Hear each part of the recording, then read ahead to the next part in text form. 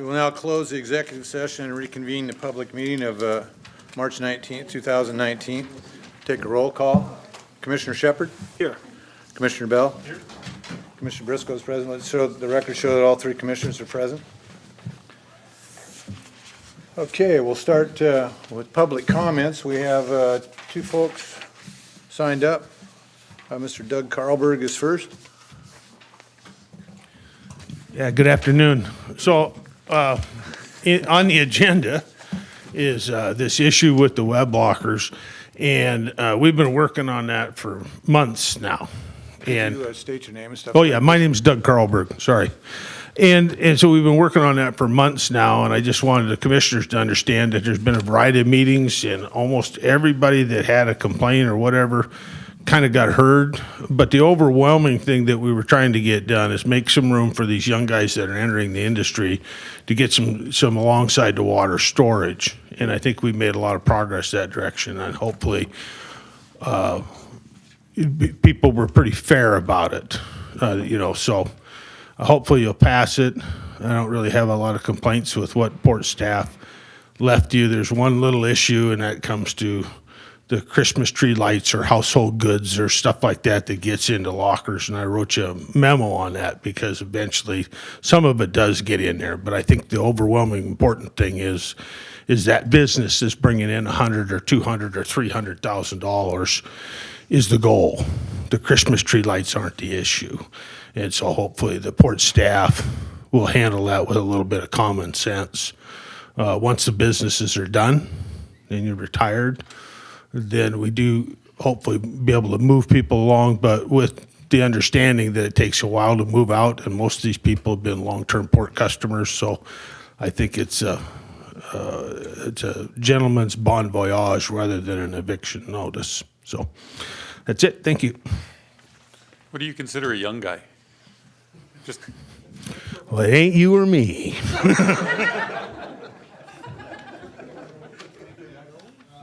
Mr. Les Nelson is next. I thought we were talking about young guys. Well, Father Time's on the list too, so you're okay, Les. I'm 70 and I retired too early. A few aches and pains about 5 years ago. And I've had two web lockers, and I returned one to the Squalicum Harbor prior to the crisis, fortunately. And I still have a locker in Blaine, and I'm still toying with the aspect of getting back into fishing, of getting a permit and boat. But it doesn't happen, I guess, along with health-wise. Getting out of bed every day as far as, today's a good day and tomorrow, well. But anyway, in the transition-wise, got a locker full of commercial stuff. And the last round of letters-wise was 30 days or something to vacate. Well, it took me 3 years to get out of my dad's locker, then Squalicum Harbor, that I gave back to the port. And considerations of gearing back up to do some kind of fishing in Puget Sound or something, well, it doesn't happen overnight. And so in the transition myself. Anyway, I'd like to thank the port for the web locker and availability of moorage and storage. So thanks. Thank you, Les. Any tears? We have another person, Lee Freeman.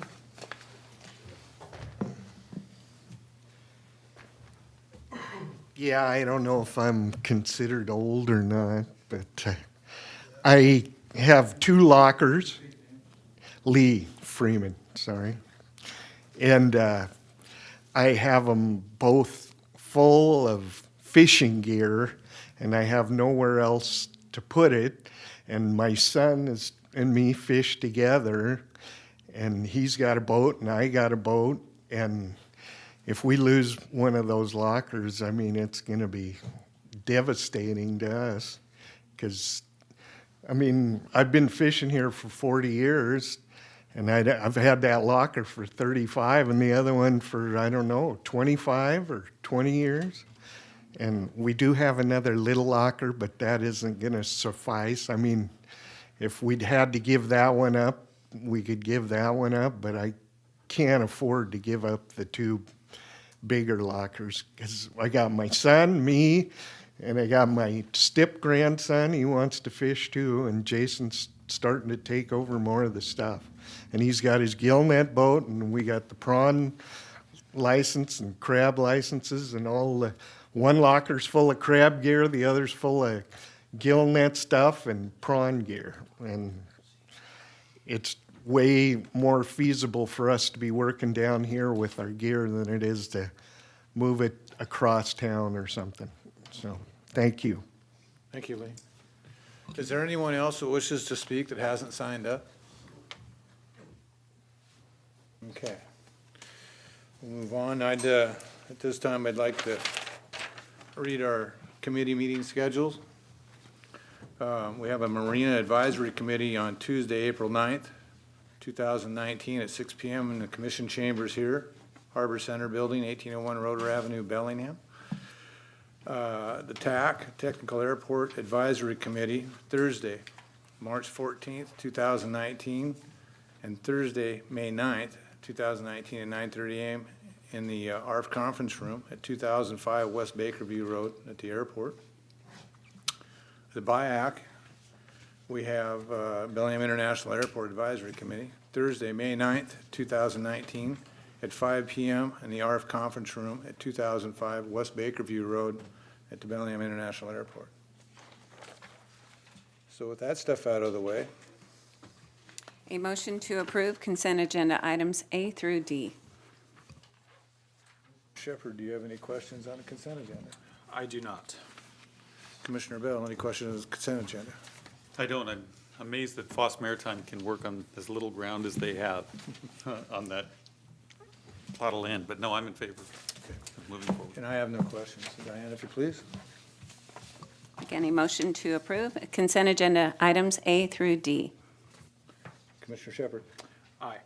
Commissioner Bell. Aye. Commissioner Briscoe's aye. Passes 3-0. Thank you. So I guess we're moving on to presentations.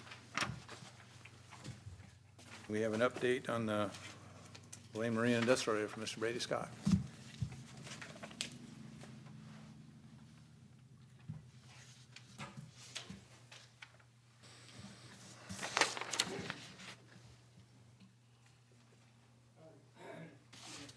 Commissioners, I'm Brady Scott, Senior Property Manager for Marine Trades. This is an update on the work being done at the Blaine Marine Industrial Area. The team of port staff working on the project also include Greg Nickel and John Gibson from Engineering, Ben Howard and Greg McHenry from Environmental and Planning, and Andy Peterson, the Blaine Harbor Master. I'd also like to recognize Jerry McGrarity. He went up last week and took some current pictures of the Blaine Marine Industrial Area to include in our presentation. As a quick review, you will recall that in the past few years, the port has completed repairs on the north and south piers in the Sawtooth Dock. We've remediated the Blaine Marina Inc. site, including demolition of buildings and cleanup of the former fuel tank. We've demolished the the tent at the Walsh Marine site, and we're working on the web locker relocation project. We've designed a new building for Walsh Marine, including securing economic development investment funds. And we've accomplished some temporary bulkhead repairs, and we're working on further design of bulkhead repair and replacement. And we'll be starting on design for access and stormwater improvements. At the same time, we've been working with tenants and stakeholders to understand their interest in the future of the Blaine Marine Industrial Area, including entering into a memorandum of understandings to work cooperatively with our tenants and consider specific locations to accommodate their future expansion and development interests. Along these lines, Dakota Creek Shellfish wishes to develop a shellfish hatchery at the former T&M protein lot. Walsh Marine wishes to expand their boatyard. Boundary Fish also wishes to expand to incorporate additional value-added processing facilities. And Drayton Harbor Fishery is interested in securing a long-term lease. This presentation updates you on the current status of all of these projects and work.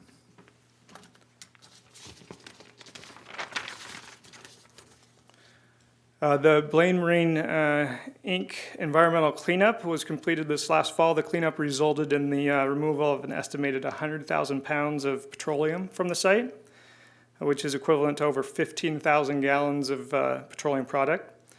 The site does require ongoing bioremediation and monitoring, water quality monitoring for the next 4 years. Following that, bioremediation is expected to fully meet groundwater cleanup levels and not require any site-specific restrictive covenants. The next step is to finalize the bioremediation work plan with ecology and designate a staging area for storage of mixing equipment and supplies. The scope of the Westman Marine environmental site includes both cleanup of upland and marine areas, and will involve removal and rebuilding of infrastructure on the site, including bulkheads and marine rails. The port continues to work with ecology for approval of the environmental cleanup design. The next step is ecology's public comment process on the remedial investigation and feasibility study. And following that, an agreed order will be entered into with ecology to prepare the cleanup plans and specifications. Brady, could you go back? That was 100,000 pounds of petroleum soils. Is that correct? Yeah, And what was that's the correct, second 100,000 figure? pounds of petroleum. And what was the second figure? You had an equivalent to 15,000 gallons of petroleum product. 15,000 gallons. Okay, thank you. So back to Westman Marine, the area is currently occupied by Walsh Marine. As such, it will be necessary to conduct cleanup work in phases to minimize the disruption and economic impact to the tenant. Completing the Walsh Marine building and demolishing the web locker will be significant steps in helping to minimize impacts of this cleanup work in the future. The third environmental cleanup site is the CK Fish site, which is currently occupied by Starfish. Recently, there's been an ongoing sheen at this location in association with a deteriorated bulkhead. The port is in the process of selecting a consultant to provide environmental support services, and this will be worked on in coordination with our underbuilding bulkhead repair project, which I'll speak to in a few slides. The new building for Walsh Marine has been fully designed and will have about 3,700 square feet of finished floor space, and will provide a modern and efficient space for Walsh Marine to conduct its boatyard work. This picture shows the current Walsh Marine site as of last week, and the yellow area is the location of where the building will be going. The project is currently out to bid, and with award expected at the second commission meeting in April, and then construction to follow over the next 5-month period. Construction of this building is an important step in maintaining a boatyard in Blaine, especially given the demo of the web locker and the future environmental cleanup impacts.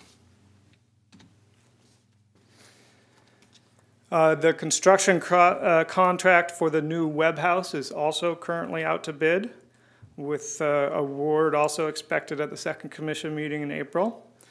And then the new web house is scheduled for completion by November of 2019. Then there'll be a period of time provided to the existing web house tenants to relocate before we demolish the existing web house shown in the picture here at the Blaine Marine Industrial Area. And so demolition of that is scheduled for the spring of 2020, about a year from now.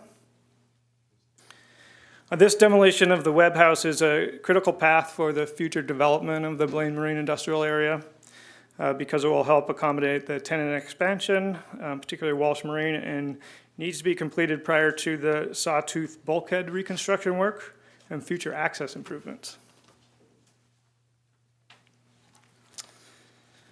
So port staff are also working on the repair and replacement of bulkheads all throughout the Blaine Marine Industrial Area, given their age and poor condition. We are currently in design and permitting to address 4 stretches of bulkhead shown here. The bulkheads at Boundary Fish and Walsh Marine Site, as shown in the top picture, are in fairly decent condition, and so the repair work will involve grouting the existing wooden bulkheads to prevent loss of material and formation of sinkholes. And that work is scheduled to be done in the 2019-2020 in-water work window. The other picture shows the former T&M protein lot and the sawtooth dock bulkheads, which are both slated for bulkhead replacements. Construction of the bulkhead at the former T&M protein lot is scheduled for this year in the 2019-2020 in-water work window as part of the Phase 1 work. Construction of the sawtooth dock portion of the bulkhead would be done as a second phase following the demolition of the web house. And here's a picture of the bulkhead design, which includes installing tiebacks. This project is also self-mitigating.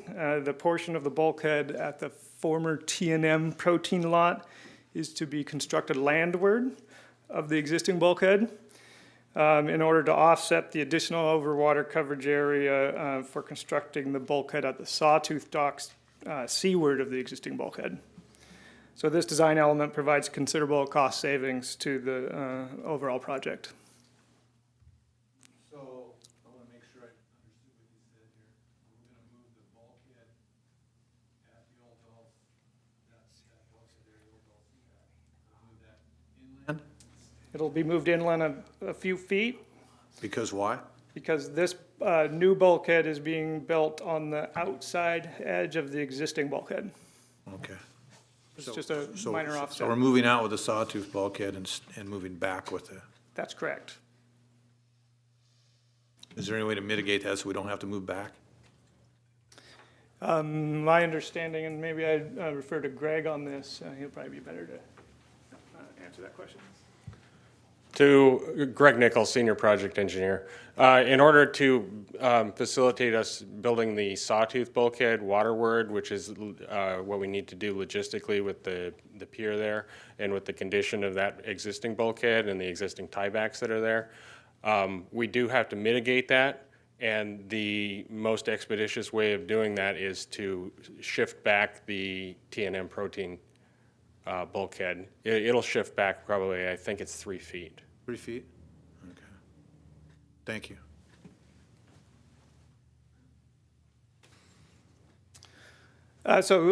Construction of these replacement bulkheads are on a critical path for other development projects, including the access improvements and the Dakota Creek Shellfish proposed hatchery. One more thing before you go. What are we doing with the overwater coverage of that pier we're going to remove out of there? The pier at this point would remain in place. Oh, we're going to leave it in place. Okay. All right. So that's not going to be removed when we do the bulkhead. We're going to leave that? Correct. Okay. And it may be an island or it could get connected. That's something that we're working through design on. Yeah. But we're not going to move it till we have somewhere to gain the coverage, right? Correct. Okay. Thank you.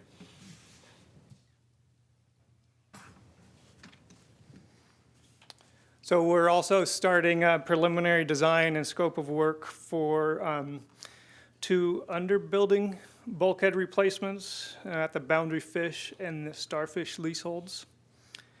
Reconstructing these bulkheads are particularly difficult given they are located under tenant-owned buildings, which are also in various states of disrepair. As such, the design will likely include a partial deconstruction or demolition of the tenant-owned buildings. And then to complicate matters, as mentioned above, the Starfish leasehold site has the added complexity of environmental contamination that needs to be taken care of. So we'll be working with these tenants as we develop the preliminary design and cost estimates on how to best proceed with the bulkhead repairs or replacements there, including disposition of the tenant-owned buildings. Another project port staff is working on is the Phase 3 of the Sawtooth dock. The scope of work with this project is to determine how to reconfigure the dock to better serve the modern fishing fleet. The next step is to select a consultant to work on the preliminary design and scope of the project. This work will be started in 2019 with design continuing in 2020. Construction of the Phase 3 work could take place in the 2020-2021 timeframe, pending further funding. Say that 3 times fast. Yeah. Noting that there'd be an advantage to time this work with the bulkhead reconstruction work. Try to do that at the same time. Yes. So I'm assuming we're going to have public meetings prior to the reconfiguration of the dock? Yeah, I believe so. And Andy, if you want to add to that, or definitely be engaging the stakeholders. Andy Peterson, Blaine Harbor Master. Absolutely, we would plan on having another stakeholder meeting to pull back in the input we received from the previous meeting a couple springs ago, coming up with a couple designs, making sure that that worked for all the stakeholders. Okay, thank you. Yep. Andy, can you just on a general level tell me what the previous stakeholder group meetings had as their overall feedback? Oh, yeah, absolutely. So one of the ideas that the group had proposed was potentially flattening the face of the pier to give the pier a little bit more of a versatile platform for the guys to work off of. Right now with the sawtooth configuration, a lot of the boats are wider nowadays, so we can't actually get the boats into those saw teeth. So that was one of the ideas, was flattening off the front of the pier, perhaps taking off the south end of the pier and making a multi-purpose net loading area, so gill net boats or seine boats could both load nets over the stern. I guess one of the questions I've got is how much, somebody turned up my mic. How much playing around can you do before you trigger a permit modification that substantially changes this? Well, we absolutely, there You've would got a be window you permits. can- Yeah, in this case, there would be permits. Overwater coverage would be affected. We'd stay within the total overwater coverage of the project, but there would definitely be permits required for this type of work over the water. Yeah, I assume that. I'm just hoping that it doesn't trigger something else. I don't know what I'm thinking, but that's fine. Okay, thank you. I think we've got some, if I'm not incorrect, it's possible to use the pier we just spoke to increase deck coverage on the Sawtooth, as well as we've got Monkey Island that's there, and you see all the floats. So we've got some coverage we can shuffle around. That's why we're trying to kind of hang on to it. Yeah, I think that was the basis of the question. How much reconfiguration can we do as long as we stay within this amount of coverage? We should have an easier time than if we're trying to increase the coverage, correct? Is that? Do you want to? As long as we're balancing what we add with something that we take off, whether that's coming from the south end of the Sawtooth Pier, or if it's coming from that pier just to the north, or the pier along Marine Drive, there's a lot of options for mitigating it. As long as we don't have a net increase in overwater coverage, it should go through fairly smoothly.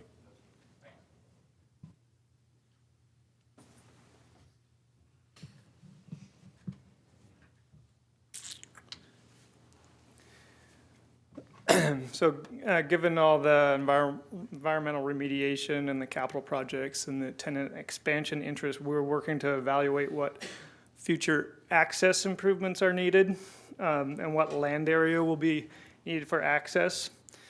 So the picture shown here is only conceptual, but we are currently working to select a consultant that will help us with a preliminary design for these access improvements, to consider things like traffic flow, parking needs, utility corridors, stormwater improvements, and overall access needs for tenants and the commercial fishermen and other interests using the sites. And through this, we'll develop an access layout plan. It'll be necessary to get additional funding to complete the design and undertake permitting and construction of those access improvements. However, this scope of work will allow us to determine the areas we can make available for tenant expansion And that will feed into developing lots of record through approval of a binding site plan, and will provide information for use in the Wharf District Master Plan Amendment, which I'll speak to next. The existing Wharf District Master Plan was adopted in 2008, and these plans are meant to be updated every 5 or 10 years. So given the redevelopment of the Blaine Marine Industrial Area, an amendment to this plan is needed. There's kind of 3 areas that need to be updated. They're just a general update or housekeeping, things like renaming Jorgensen Pier, for example. The second thing would be to address public access. Currently, the plan envisions a public access trail that extends through the Blaine Marine Industrial Area, which I showed on the slide. The port believes a public access trail should be accomplished in a manner that protects public health and safety and water-dependent industrial uses, and that this access route should be looked at closely to make sure we protect those assets. And then the third need for the plan amendment is to consider the overall uses in the Blaine Marine Industrial Area against the existing zoning and land use rules, to consider if any changes are needed in order to implement the redevelopment we're contemplating and our tenants are proposing. Brady, in this plan is the access trail, so we're currently putting in an access trail around the location where the new web lockers will be built. Was that envisioned at the time of this 2008 proposal? Maybe Greg McHenry can answer that best. He's most familiar with that. Careful, Greg. Coming around the corner a little fast there. Yes, it was. The access trail in the Mariner Village down by the boat launch was a part of the Wharf District Master Plan. What we're putting in is a temporary trail, so it'll be gravel. It was envisioned to be more of a boardwalk style, similar to the one near gates 1 through 3. That was supposed to go right along the water though, wasn't it? Yes, and it Not will. a boardwalk like the other boardwalk over the water, basically, on the edge. Right, it'll be on the above ordinary high water mark, Right, but right okay. on the edge, yeah. Okay, thank you. So it's envisioned that this plan amendment application would be submitted by the end of June this year, and we anticipate this process to involve future work sessions and public involvement. Looking at the overall timeline from the perspective of the tenant expansion's interest, there are several critical paths in moving forward. Following the access improvement design, lots of records can be designated and approved through a binding site plan. This tenants can then, based on the developable land available, can move forward with further with their design and permitting of their expansion improvements. Simultaneously, the port will be able to work on the comp plan amendment and move forward with the bulkhead construction and web blocker demolition, which will pave the way for future tenant construction and then ongoing port construction. So finally, in regards to the budget, you can see that the port has spent or budgeted approximately $10 million to date for the work at the Blaine Marine Industrial Area. And to proceed with the additional bulkhead repair work, phase 3 of the Sawtooth dock, and access improvements, further funding will be needed. And that concludes the Could you back presentation. up just for a second there, Brady? I was trying to put the stars with the numbers over it. Oh, yeah.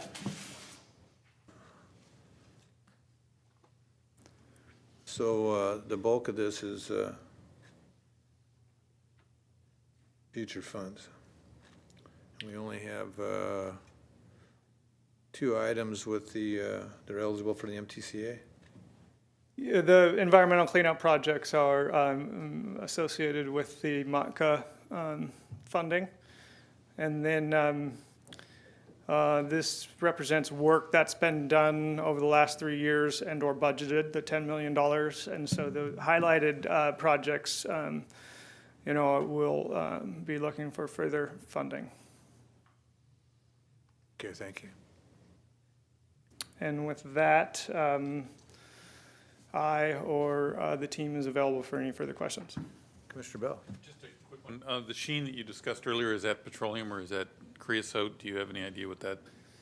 Is Ben here? He's the best to answer that question. It's the mystery sheen. Oh, Yeah, Ben Howard, Environmental Project Manager, and yes, I do have a puffy on I still. just want you to know that summer has arrived. Yeah, we think the Told you sheen it's is a thermal. petroleum-based. Yeah, Is it underground source, or do you think it's That's what we think. above ground source? Oh. we think it is an above-ground source, kind of under the building area, and that's where we're getting a consultant selected to kind of figure out what the issue is up there.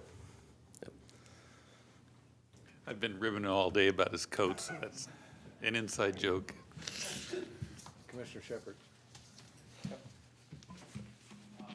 I know Paul Burrell is interested in that hatchery, and we've had a couple conversations with him about assisting him with his permit applications and providing any support we can to get those moving ahead of time. Have any updates on our process of working with him to facilitate those permits moving forward? Yeah, I remain in contact and Shirley in real estate with him and his partner Joe on his prospects moving forward. We've been able to answer questions and provide information with him. The critical path is designating the lot so they can kind of move that forward with the design, and they'll know the setbacks and the building size and that sort of thing. So moving forward with our access improvements and understanding that critical lot is kind of understanding the lot that we can lease is the critical path forward for them to move forward. But we've been continuing to work with them and keeping in contact over the time. I just talked with Joe last week. So Okay, Yep. great, thank you. So I guess I just have some comments, not really some questions. I mean, when I look at this and you see through your presentation here, it kind of feels like a land grab, which bothers me to some degree because I've been around there ever since I can remember. Everybody's been in everybody's way. You know, when things get going and it's hectic, everybody's always in everybody's way, and it makes it very inefficient. So I would caution staff about giving away more property to the folks that are there until we figure out exactly how much room we need for the folks that are there to operate what they have. And I certainly would hope that we would look for some business plans rather than just saying, okay, here's some property, build your building. I would like to know exactly what the folks are going to do there, so we can prepare for the future, that we don't end up with a mess, or we wouldn't end up with a mess, but the folks in the future don't end up at the table trying to figure out how to fix that little piece of property and make it more efficient because we oversold the property to the folks who are there and let them get too big for what's there, because it's a detriment to everyone when that happens. So. With that, I think I'm very, very glad to see the things happening up there that are happening there. I think it's a positive move by the Port of Bellingham for the city of Blaine and the folks of Whatcom County to improve that area. And I think that will bring more business to there, which will bring more jobs. And thank you. Can I just point out how far we've come? You're now talking about potentially too many people working out there versus years ago when you were talking about what are we going to do out there to create work, remember? Look at how far we've come, right? We just want to make sure we don't mess it up. Yep. But that's quite a movement, right? And the discussion's been advanced. And thank you for the staff and the hard work they've done to bring us to the point we're at. It's been a struggle. There's been arguments and lots of things have gone on, but we're moving in the right direction. It's a positive movement. That's what we want. That's what we need. Mm-hmm. Certainly. Thank you. thank you. So, Looks like Mr. Commissioner Bell is up next for Western Crossing, or Brian, or who's up? Do you want to announce, You gonna go help him, or? Bobby, do you want to announce Rob? Before you start, I would like to say one thing. Our executive director is missing this evening, and the reason he's missing is he's in the state of Alaska. Shirley enlightened me, it was the Senate Transportation? Attending the Senate Transportation meeting about the Alaska Ferry and the removal of them from our route down here, as well as meeting with the individual dignitaries there to see if we can't keep the ferry route. So that's why Executive Director Fix is absent from his chair, although I looked over there and there's something there. But anyways. And I will tell you, he's literally running based on this itinerary today. I mean, he has back-to-back meetings, so he is running up the pass. So, Yeah, with him not here, have you noticed what he keeps underneath the desk? Yeah. No wonder he's so happy when he's here. Shirley. Cheryl, maybe you Anyways. can repeat it on the mic for the audience? I'm sorry, that didn't get on air. Thank you. For the record, Shirley McFerrin, Real Estate Director. And what I said here is Executive Fix is literally running in Alaska. I looked at his itinerary, and he has back-to-back meetings with several senators. So he's doing great work for us. thank you, Rob, for getting up there and trying to hold that ferry system in Bellingham here. You what? Western Crossing. Okay, and I guess Commissioner Bell? Yeah, so this next discussion is one that we've been discussing the last couple of weeks, and we've had some meetings with Western to figure out a plan forward. We've clearly decided that we need to move things along on the waterfront when it comes to what the university presence is and what we want from that discussion. We've had some meetings with the university, and I think maybe we should, if you'd like just to give a summary of how those went. Sure. Yeah. And then I'll take it. If I could interject for just a second, people that are watching may think we're trying to rush things along here, but I'd like everybody to know there's been 10 years we've been trying to figure out what's going to happen with this situation, so it isn't just an overnight thing here. Yeah, thank you, Commissioners. Brian Gowan, Director of Environmental and Planning Services. And yeah, as Commissioner Bell indicated originally, this update was intended to be in follow-up to the Commission direction back at the February 19th meeting, where the Commission discussed Western Crossing's progress, expressed some concerns about the development plan that was proposed by Western, and directed Commissioner Bell and Executive Director Fix to meet with Western representatives prior to issuing a notice of termination. So the memorandum of understanding that we have with Western has a provision for termination, but prior to pulling the trigger on that, there's a meeting to meet and confer and discuss if there's maybe a potential remedy for that. So this originally was an update intended to summarize what that meeting entailed. Commissioner Bell and Executive Director Fix met with representatives from Western on March 6th, had a discussion about the progress or lack thereof from the port's perspective on the development plan. And I felt like from what I understand, the discussion went really well, and Commissioner Bell, feel free to chime in, that it was well received. The message was received loud and clear that the Commission would like to see something different and something probably happen faster than proposed. Just a little bit of background on this. When we did meet, it was acknowledged that this had taken way too long from the university perspective. It was also acknowledged that the university's response to our 1 year worth of trying to give a business plan for that was inadequate.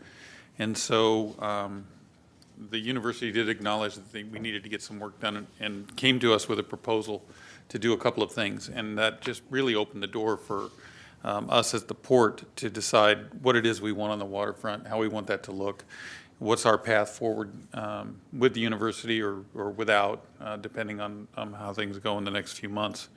But I felt that they were earnest in their approach. I felt that they wanted to resolve this quicker rather than later. And we did come to an agreement, which we're about to take a look at, that would extend or would shorten the time frame in which we look at this. So I honestly felt that the university was earnest in their approach. Is that really what you wanted me to say? Yeah. I'm here for, Yeah, I'm here no, for you, man. Anything that I was not in that particular meeting, so I was just wondering if there's anything you wanted to discuss with the other commissioners. So No, I felt that Sabah was, first of all, they understood our angst and they understood our concern and wanted to do something about it. And they responded fairly quickly. I mean, that meeting was on the 6th, and by the 15th, we had a letter from them as a new MOU. So that means they had already run that through their internal staff days before that.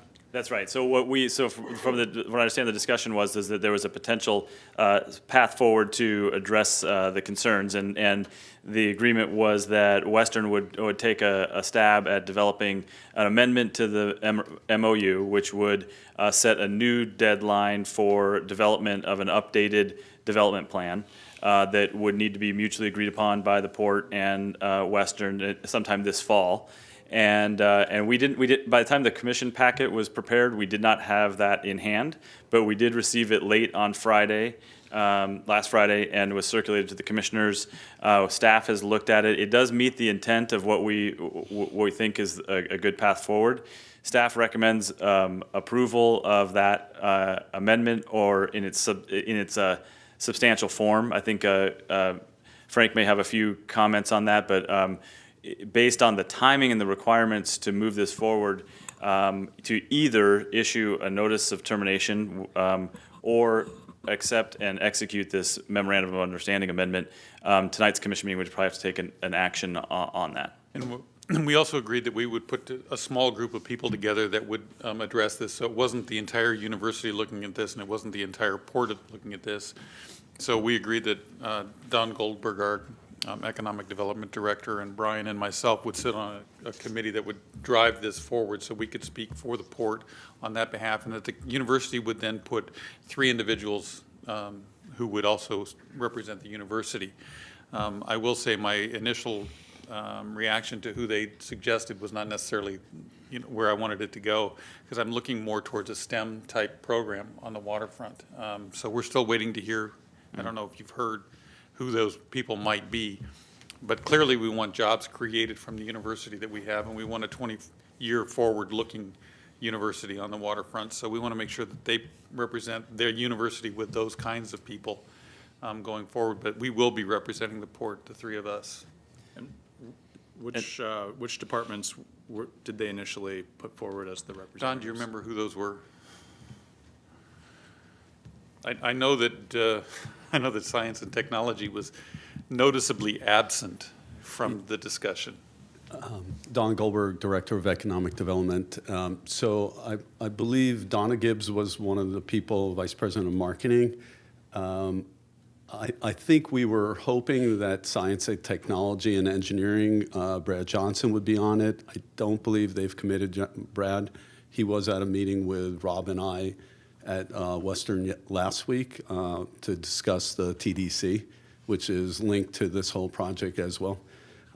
Yeah, and right now they've indicated that Brett Carbonah is a provost of academic affairs, I think, is also going to be on that work group. I don't have any faculty members that they've identified, and they don't have a third person yet. But I think that is aimed at maybe really focusing more at the higher management level rather than a faculty-driven perspective at this point. And I think internally Western has, they would have to make a choice on which faculty groups to include or include them all. And I think that's part of one of the reasons that we are where we are, is that there was a really broad coalition of faculty that were involved, that had great ideas, all that, but we really want to streamline this and focus it have a management-driven approach to look at this from this work group eyes.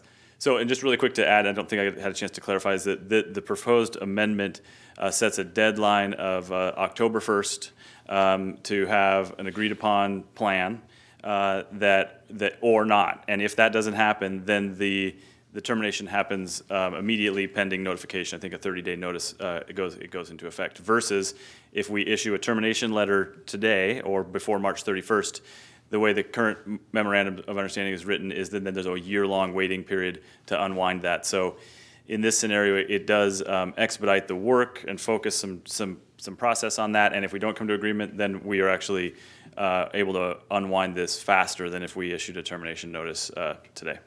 And to be fair to the port, we do have some work that we need to accomplish in order to understand what it is we want to put there and how it is that we want that to be configured. We did let the university know that we were going to be reaching out to some other educational institutions, maybe the technical college or other educational institutions, to bring them to the waterfront so we could do some training. We could do some hands-on type training and education on the waterfront. So that is happening currently. But we also are probably going to need this 6-month time period in order to really hone in on what it is that we want, how we want an RFP to look if we go out for an RFP, and what types of universities we want to go solicit. So I believe the 6-month agreement is more than fair. I think they came with an aggressive time frame. I'm not sure that they can meet it. That's my biggest concern. If Western wants to be there, I don't think they can perform on that 6-month, which means we're probably going to be in a termination situation anyway. But at least that gives us the time to craft what it is that we would like to see on the waterfront. And I know, speaking for me, I would love to see STEM, would love to see something futuristic. And to be quite honest, I'm not sure that 6 acres that we have designated for them is the right option. Quite possibly, they could lease buildings in the commercial center for the purposes with which Western wants to do, which might aid Harcourt in their development of their properties. So one of those office buildings could be designated for educational purposes with parking underneath and the university somewhere else, but it would free us from the obligation of having that 6 acres set aside for that specific purpose. We could then repurpose that property. So we need to hone in on all that. We've not had those discussions internally. We will have those discussions internally in that 6-month period. But I would love to have this extension and this agreement codified so that we do have a clock on this, because without a clock, this could go on another year. Yeah, and if they were to utilize office space, that could free them from one of the major obstacles, which is the capital costs. Right. And that's a piece of the equation Western has never had nailed down, and is quite suspect in the capacity to get that out of the legislature current time frame. So, I think the optimist in me really hopes that this is a little bit of a difficult process to go through, but it can have great rewards, because we're putting the feet to the fire and we're lubricating the wheels of bureaucracy on Western's part to let them speed up some of their processes to hopefully achieve some vision of what they'd like to see. And I think, to be fair to Western, I've only been on the commission for a year and some change, but I don't know that the port has ever gone through a visioning process to explicitly tell them what we want. And so we've relied on Western to bring a vision to us. And yes, they have not clearly articulated that to us. But I think on the same coin, we have not clearly articulated to them. And maybe somebody who's been here longer than I has a different perspective. But in the time I've been here, we've given them some suggestions, some ideas, some concepts, but nothing to the degree that we are considering doing over the next 6 months. So I really hope that can be a collaborative process, and just like with other major stakeholders, we often will see the end result quicker if we go and continue working with the partners we have than go out and try and reform a relationship and build a new one from the ground up. I'm going to push back just a little on that, because a year ago, by the way, I've been here as long as you have. Are you sure? And as part of the Western Crossings Board, we gave them a vision about a year ago that was the same thing. And really the real disappointment was that they had a year to hone in on the vision that we gave them, which was the STEM program. And when they came back with the exact same document, a year later is really where the disillusionment came. I feel we gave them a pretty clear understanding of what type of universities we wanted to see down there when we met during the Western Crossing meetings. And I would just add to that and prior to that discussion, though, there was not a lot of feedback from the port, though. So, on the time scale of what we've been doing for 10 plus years, there was not a lot of structure that the port was given. It really was kind of an open book until just last year. So you're both And right. quite frankly, it's really tough, because you get in those rooms and you get discussing things and the ether fills the room, but as soon as you leave the room, the ether dissipates and people come back to reality, and it's just very difficult to keep momentum going unless you put timeframes in place. Yeah. And I love the structure of this agreement because it does put specific timeframes in place. And So I've been here commissioners, longer than both of you. And what's I disappointing think you're to older than me, both of us too, just for the record. what's disappointing to me is that, like I said, too closer. What's disappointing to me is that there was an agreement made and property allocated or promised to or so on to an educational institution to do something with, and they did nothing. They didn't meet any of their deadlines. They didn't bring anything forward.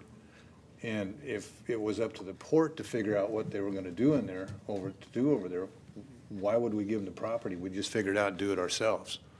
So I think, any kind of excuse for Western that we didn't figure out what they needed to do over there it's not on us. It's on Western. They need to figure out what they wanna do over there and come to us and we'll talk about it. And if it's what we feel that the county needs, then we come to agreement. But I don't think it should be on us to figure out what they want to do with the piece of property they're supposed to do something with. Until they can't do it, then we'll figure it out. That's kind of where I'm at with it, and that was what was disappointing to me. And I want to get something done. The people of this county want something done with their property. They want a return on their property. It's an investment down there, and they want to see something happen, whether that return is educational for our young folks and keeps them here around their families to have jobs. That's a return, and that's a big return. And we need to get off the proverbial pot, so to speak, and get moving with it. Commissioners, one thing I did want to mention, Jennifer Novik, our new researcher here, has been given instructions to start to research not only in the U.S. but worldwide what other institutions are doing with similar type of properties. So we'll be able to put forth some really progressive ideas. Great. So I'm going to make a motion. Commissioner Bell? I'd like to make a motion that we authorize the executive director to take one of two actions by the March 31st meeting, or by March 31st, 2019. Subject to legal review, execute and receive a fully executed memo of understanding amendment in substantially the form presented to the commission, or to issue the MOU termination notice by March 31st, 2019. So execute the memo of understanding that we have currently in our hands, or terminate the current MOU in its current form by March 31st, 2019. Frank, we okay with that? Eloquently said.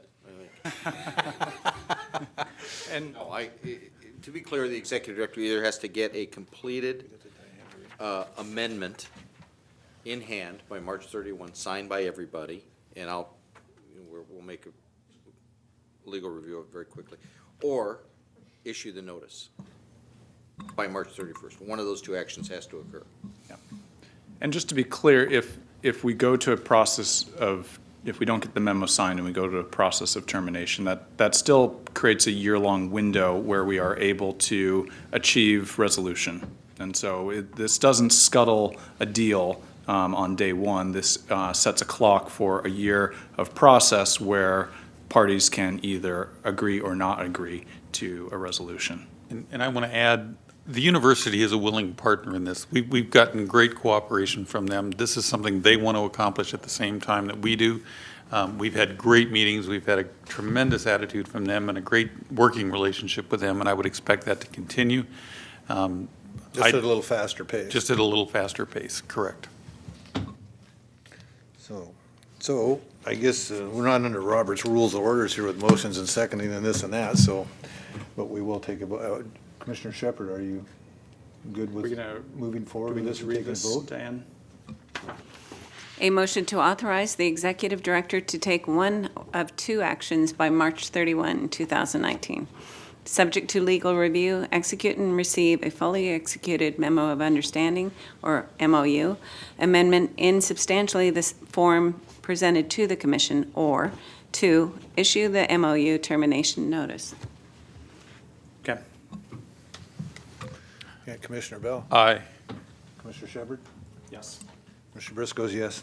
Passes 3-0. And a post note on that, I do think we need to be aggressive as well in our solicitation of others who may come forward from the trade schools or from some of the other needs that we have.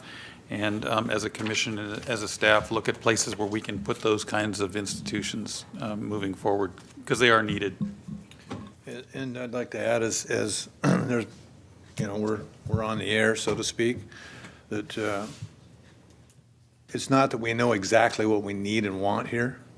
We have a general idea. We know we need to have something for the future, and we don't necessarily or aren't necessarily going to figure that in-house. We might have to have those outside folks that have visions of the future come and help us with that, whether it's Western or it's another university. But so anyone that's watching that's willing to help us move into the future with something down here, please contact us or step forward.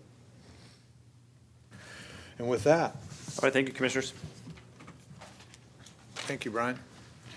We're going to take a break until 20 minutes to 6.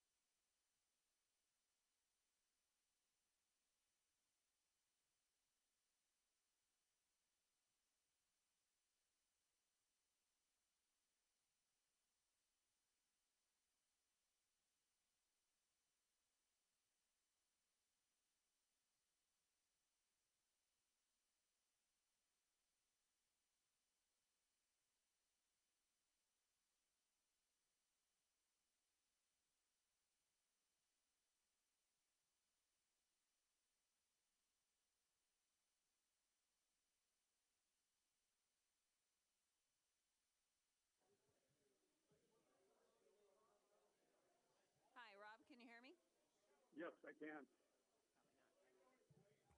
Can you hear me? Rob, can you hear me? Can you hear? Yeah, I can hear you. Can you hear me?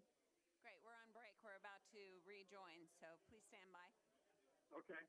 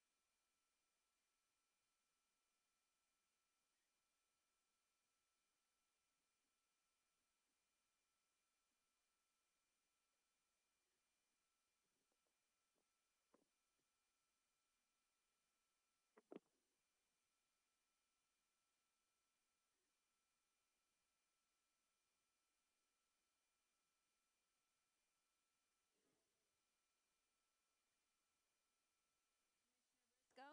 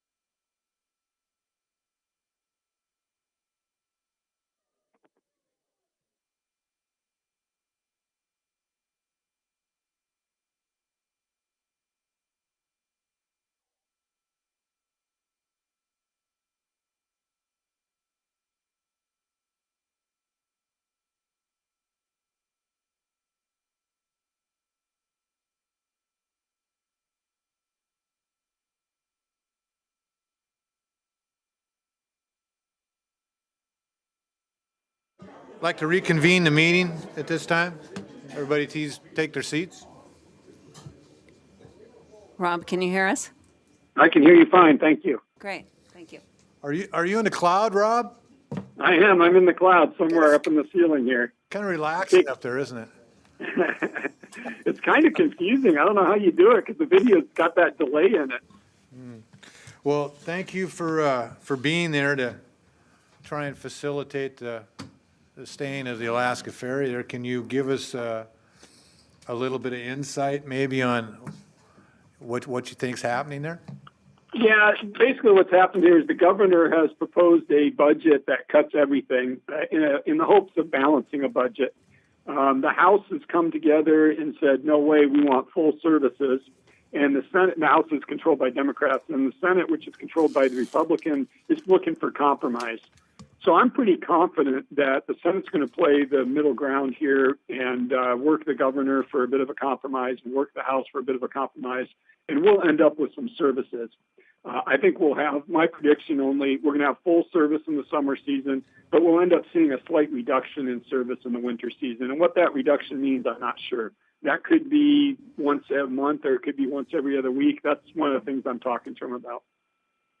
Very good. At least partial service in the wintertime would be better than no service. So, but of course, we'd like service to remain as it is. But anyways, thank you for being there and beating on the desk and meeting with all those guys today and trying to convince them that we do need the Alaska Ferry Service here, and I'd like to point out, it's not just for the folks of Bellingham or Washington State. We have folks from several other neighboring states that come here to transit to Alaska, so it is kind of a lifeline for a lot of people other than the residents of Whatcom County. So with that being said, do you have anything else to add before? No, sir, I just dialed in case there were any questions or anything you needed from me. Okay, thanks, Rob. We're going to go to public comment. Is there anyone who has, where did I? You have it right there. Betsy. This one? Public That sheet. right here. Okay, we have Betsy. Betsy?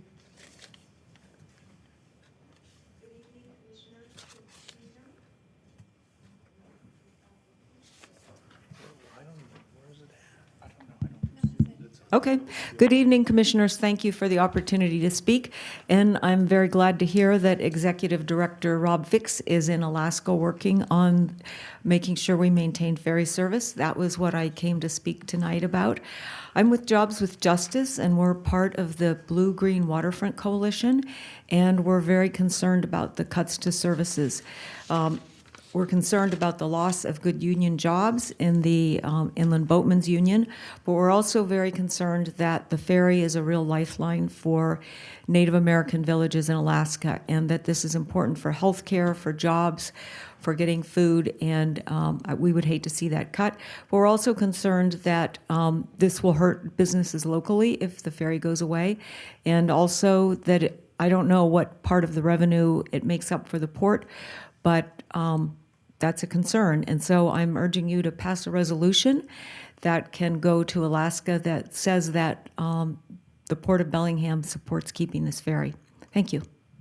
Thank you for your comments, Betsy, and taking the time to come here. Is there anyone else that did not sign up that would like to speak? Doug? Is that the end of your list? Yeah. Doug Carlberg. I didn't plan on speaking about this, but I'm kind of passionate about this piece of property that's been sitting with this global cross, or not, is it Western Crossing? Okay. So down at the Boeing Aerospace Museum, which is a spectacular facility, there is like a 3-story building there that houses a public high school that specializes in science and technology.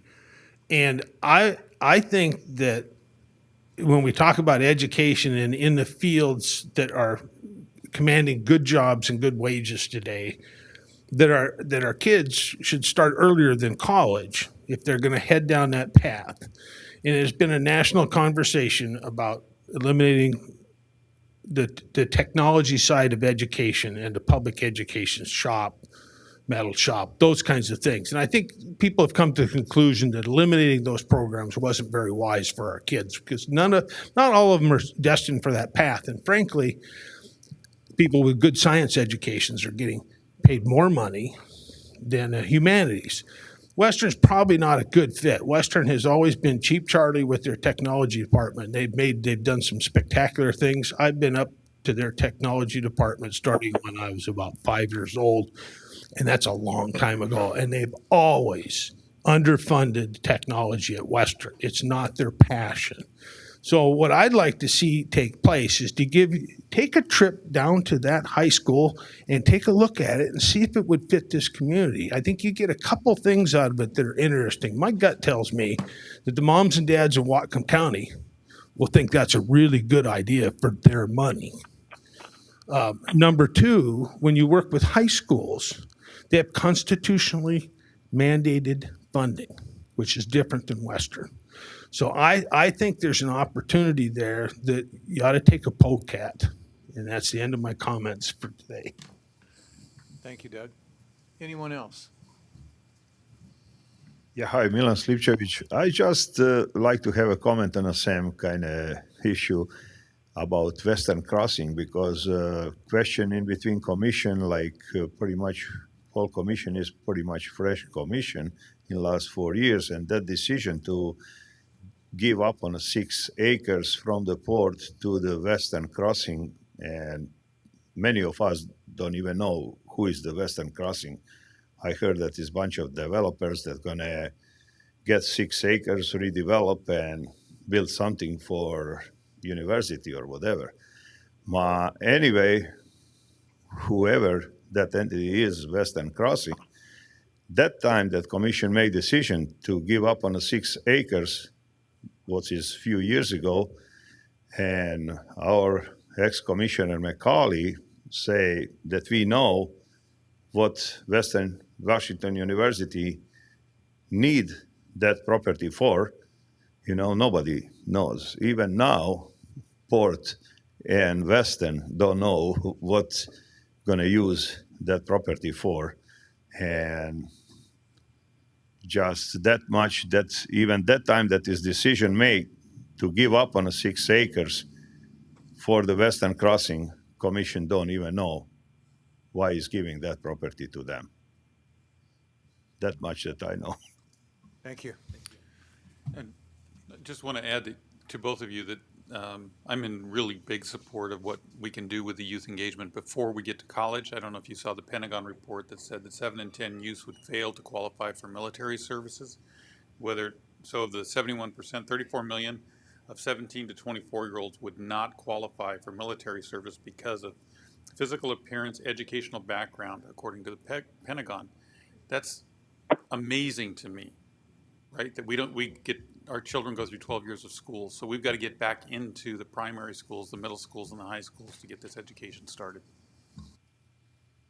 Editorial comment over.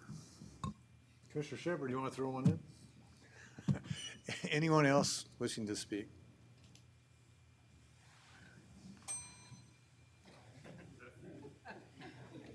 For you.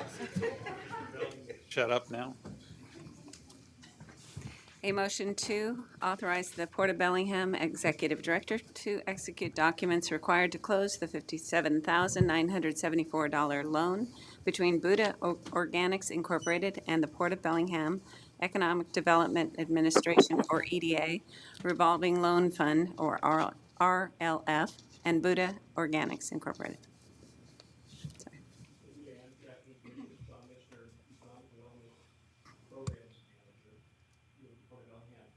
I'm here. I will introduce Steve and Shana from Buddha Organics to give you a brief overview of the company and what they're intending to do with the proceeds from this credit request. And then I will answer any specific questions about this particular loan or the program in general. Thank you. Steve and Shana.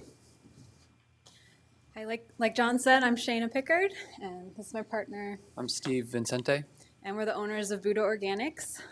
We make a simple line of pure, certified organic, non-GMO body care, known as Buddha Butter. I don't know if you've possibly seen it at our local community food co-op. We started about 9 years ago and just started making products for ourselves and began sharing it with friends and family, and we've been very fortunate for it to have continued to grow and get into stores and over the years. And you can now find our products at about 700 health food stores across the country. So we're very grateful to be here because we have a new product that we would like to share with the world, and thanks to this loan, we'll be able to do that. One of our most popular products is this little lip balm right here. It's like number 4 in the natural food channel. Number 4 best-selling in the natural channel, I guess. So it's a pretty popular little lip balm. And a lot of people have been asking us that they want more flavors, or they're like, can you make more lip balms for us? And we would love to. However, we didn't feel good about putting more plastic out there into the world. And so we came up with a solution, which is these little guys right here. They are 100% biodegradable paper, and so we'll be able to provide new products without plastic. And so I'll let you take the floor from here. Yeah, we estimate that over the course of the loan payback period of 5 years that there'll be over 1 million plastic containers less that we'll be putting out in the environment. So we're pretty excited. The barriers to entry to getting into moving away from plastic are primarily financial. They have much larger purchase sizes. So in comparison to the plastic. So this loan really is allowing us to, you know, go in an environmental thing. And the brand name for this product is called Push for the Planet, and because they're little push eco tubes.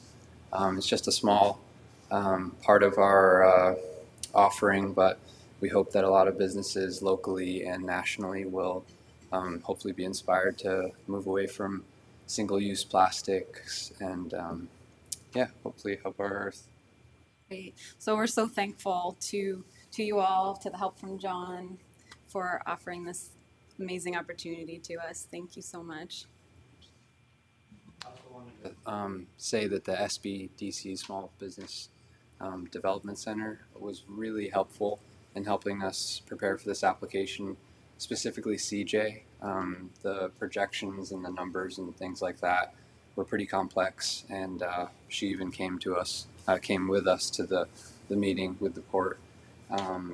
So I know that you guys are somehow involved with them, but just discovering them, I think, is amazing. They provide a really great service for us small businesses in town, so thank you for that as well. Thank you. Commissioner Shepard. Well, I'm glad to see the nice interaction between our economic development team and a organization that we do financially sponsor as SBDC and the small businesses that we have here that, you know, we know small businesses are the backbone of our economy. They're a backbone of employment here.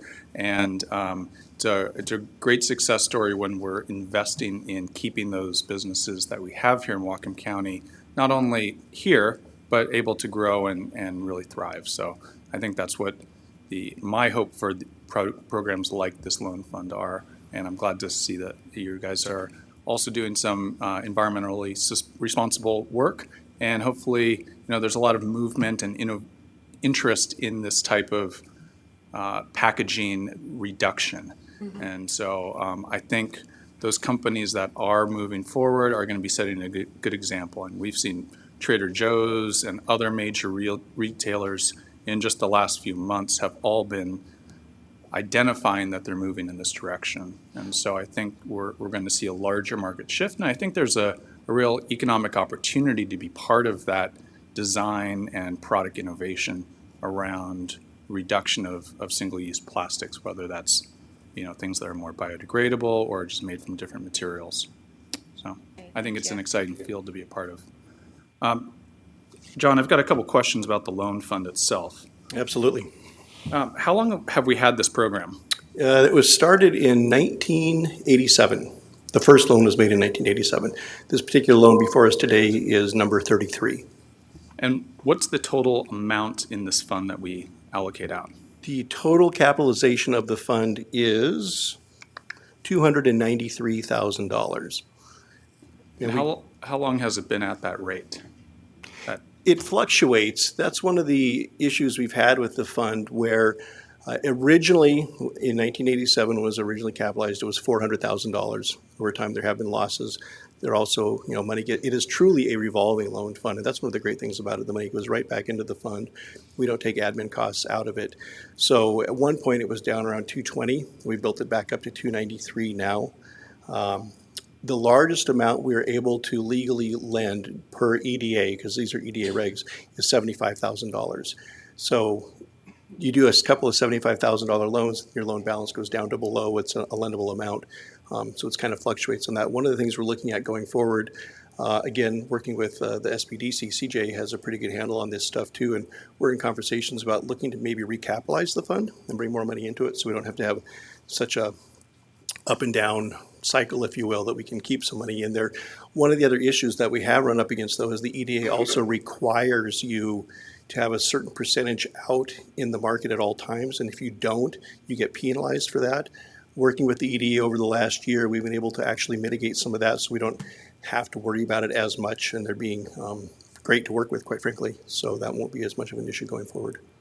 So it sounds like there aren't really substantial barriers to us increasing that in terms of the statutes around the fund if we wanted to raise that by $100,000 or $200,000 to plug in some additional.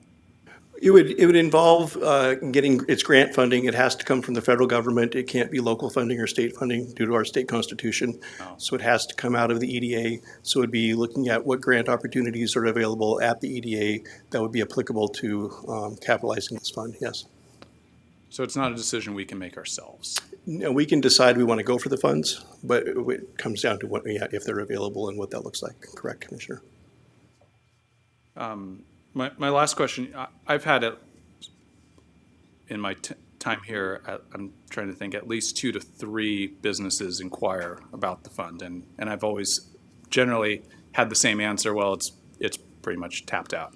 Correct. And there was just one request last week from, an inquiry from one of our tenants down in FMIP who might be able to utilize the funds as well. And so I really do think that there's increasing need. If this fund is, had previously higher, maximum value to it, I would like to see us entertain raising this cap and putting some more investment in there so we're able to make this opportunity available to more businesses. I absolutely agree. It's a great program. To date, it's been over 215 jobs have been either created or saved through the fund. And a nice thing to note is the EDA requires us to, when a company comes in and does a loan, that for every $35,000 of public funding in the deal, they're required to create 1 job within 2 years of the loan closing. We've been able to make that $9,000 of public funding per job that's been created. So it's been a very efficient use of the public funds in that regard. And the kicker to there is too, it's all been revolving. It comes right back in. So it keeps working in the community. So given that scenario, what we do ask is if folks are looking for the funds, if we're aware of those situations such as you have, we can build that case, then go back to the EDA and say we do have need and can go forward with that, yes. Okay, thank you. You're welcome. Thank you. Commissioner Bell?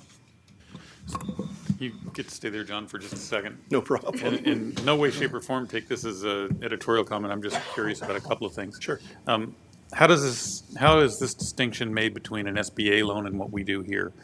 Have you been denied an SBA loan in order to fall into this pool, or is... That is a fantastic question. That is a requirement of this program that we get a turn down letter from a commercial lender saying they're not equipped or ready to go forth with the financing of this program.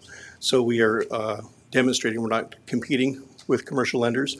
A lot of times we'll do a deal with a commercial lender. That's actually one of the great ways to go about this, where a lender will say we're in for 85% of a deal, but we just don't feel comfortable for the last 15. We can provide that gap financing to do that part. So to answer your question, we have to have a bank say no for us to jump in. And then the second part of that is you do the review of the business plan then? I review it and the loan committee also reviews it. And before you bring it to us, you're convinced that the return is gonna be there? It's a strange deal where actually the EDA also requires us to go before a loan committee comprised of a minimum number of bankers and then accountants as well. Executive Director Fix sits on the loan committee as well, and they review the application and they give it the thumbs up. Saying it meets all the underwriting criteria we need in order to feel comfortable about it, yes. And you trust Executive Director Fisk? Absolutely, absolutely. Are you still on the phone? He's a little rain on you. He's in the cloud. Are you still there, Rob? I'm here. Sorry, I was on mute. Oh, that's good. That's good. And then the next question is, how many jobs do you expect to have in the next 12 months? We expect to have 2 years. 2 full-time jobs and 2 part-time jobs. Hopefully more, but we're setting it there. One of the, again, sort of issues we've had with the program in terms, and this is a good issue, where we do one of these loans, the company gets that foot up that they need. As a matter of fact, the deal we did back in November, the Cirrus Cycles folks, not soon thereafter, a banker approached me and said, well, can I go talk to them? And I said, not yet. We want to keep the money working out there because we do there's no prepayment penalties. So companies will come back and write us the big check to pay off the balance of their loan because they've then secured commercial lending going forward and growing jobs very quickly. And that's where you'll see potentially the fund go back up real quickly, and we can do another loan in that regard, but that's nothing you can count on. So I love this. I will say, you're at the very front of an emerging market, and I like that. I think you've got a great chance of success. It is a little bit against, I'm in the recycling and garbage business, so you're actually taking market share away from me by approving this. But I love the idea because I do think you're on the front end of something very special, and I wish you a lot of luck with this. Thanks so much. I have a couple questions for you. The paper push part of that, is that made locally, or do you make it, or where does that come from? It comes from Michigan. It's Comes from Michigan. a U.S. company, yeah. Oh, okay. A lot of these paper tubes come from overseas, like China, and we found a U.S.-based company. Okay. Oh, gee. I can be bribed. Shark Tank. Says you're gonna add some new flavors. Have we got names for these new flavors yet? Yep.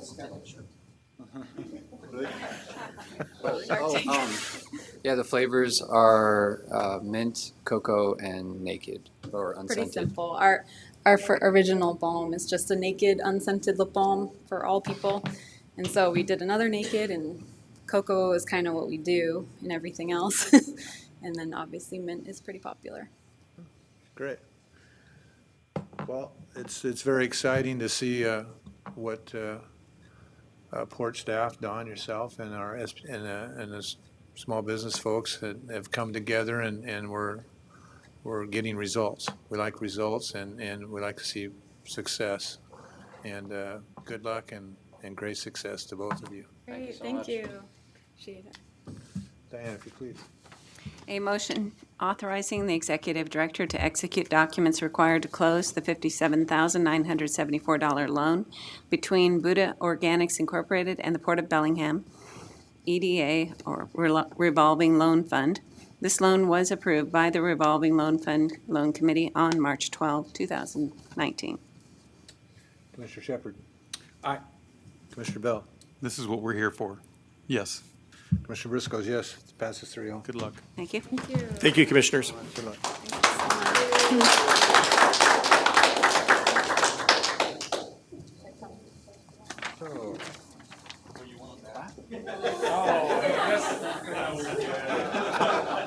We can't accept them, I'm sure.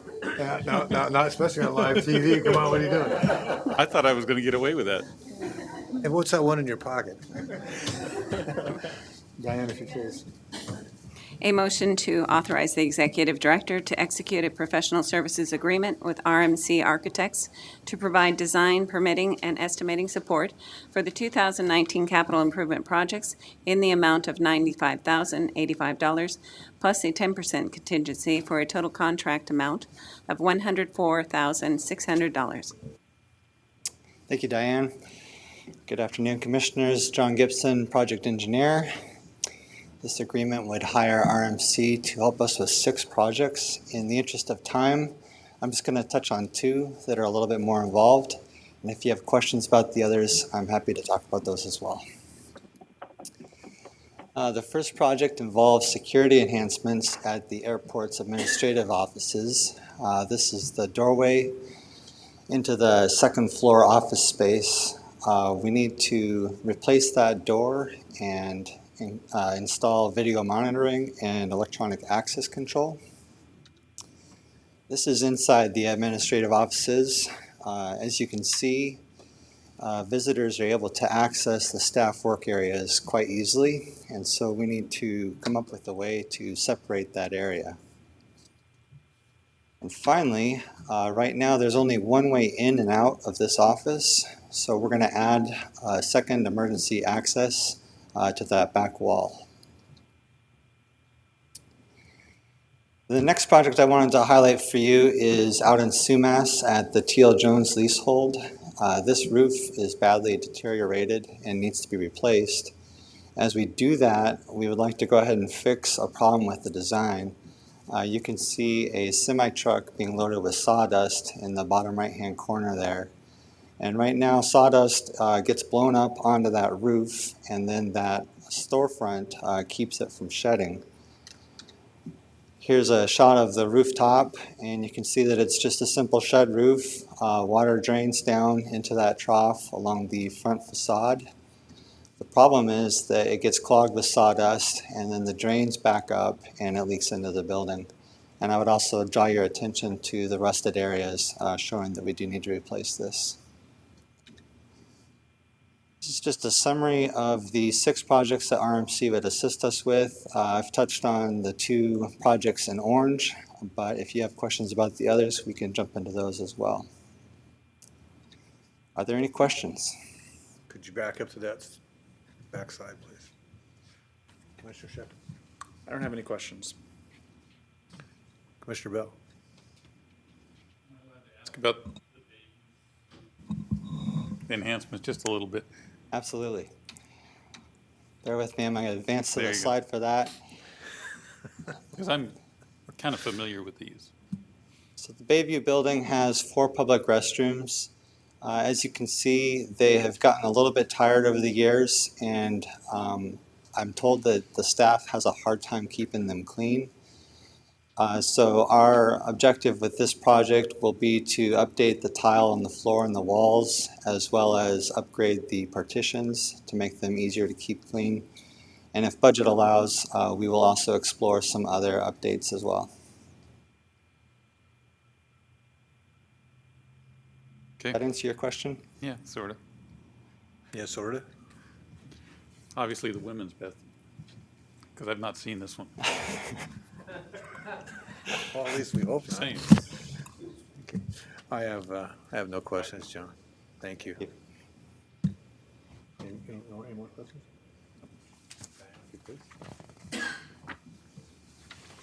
A motion to authorize the executive director to execute a professional services agreement with RMC Architects to provide design, permitting, and estimating support for the 2019 capital improvement projects in the amount of $95,085 plus a 10% contingency for a total contract amount of $104,600. Commissioner Bell? Aye. Commissioner Shepard? Aye. Commissioner Briscoe's aye. Passes 3-0. Thank you. Thank you, John. Thank you. Thanks, John.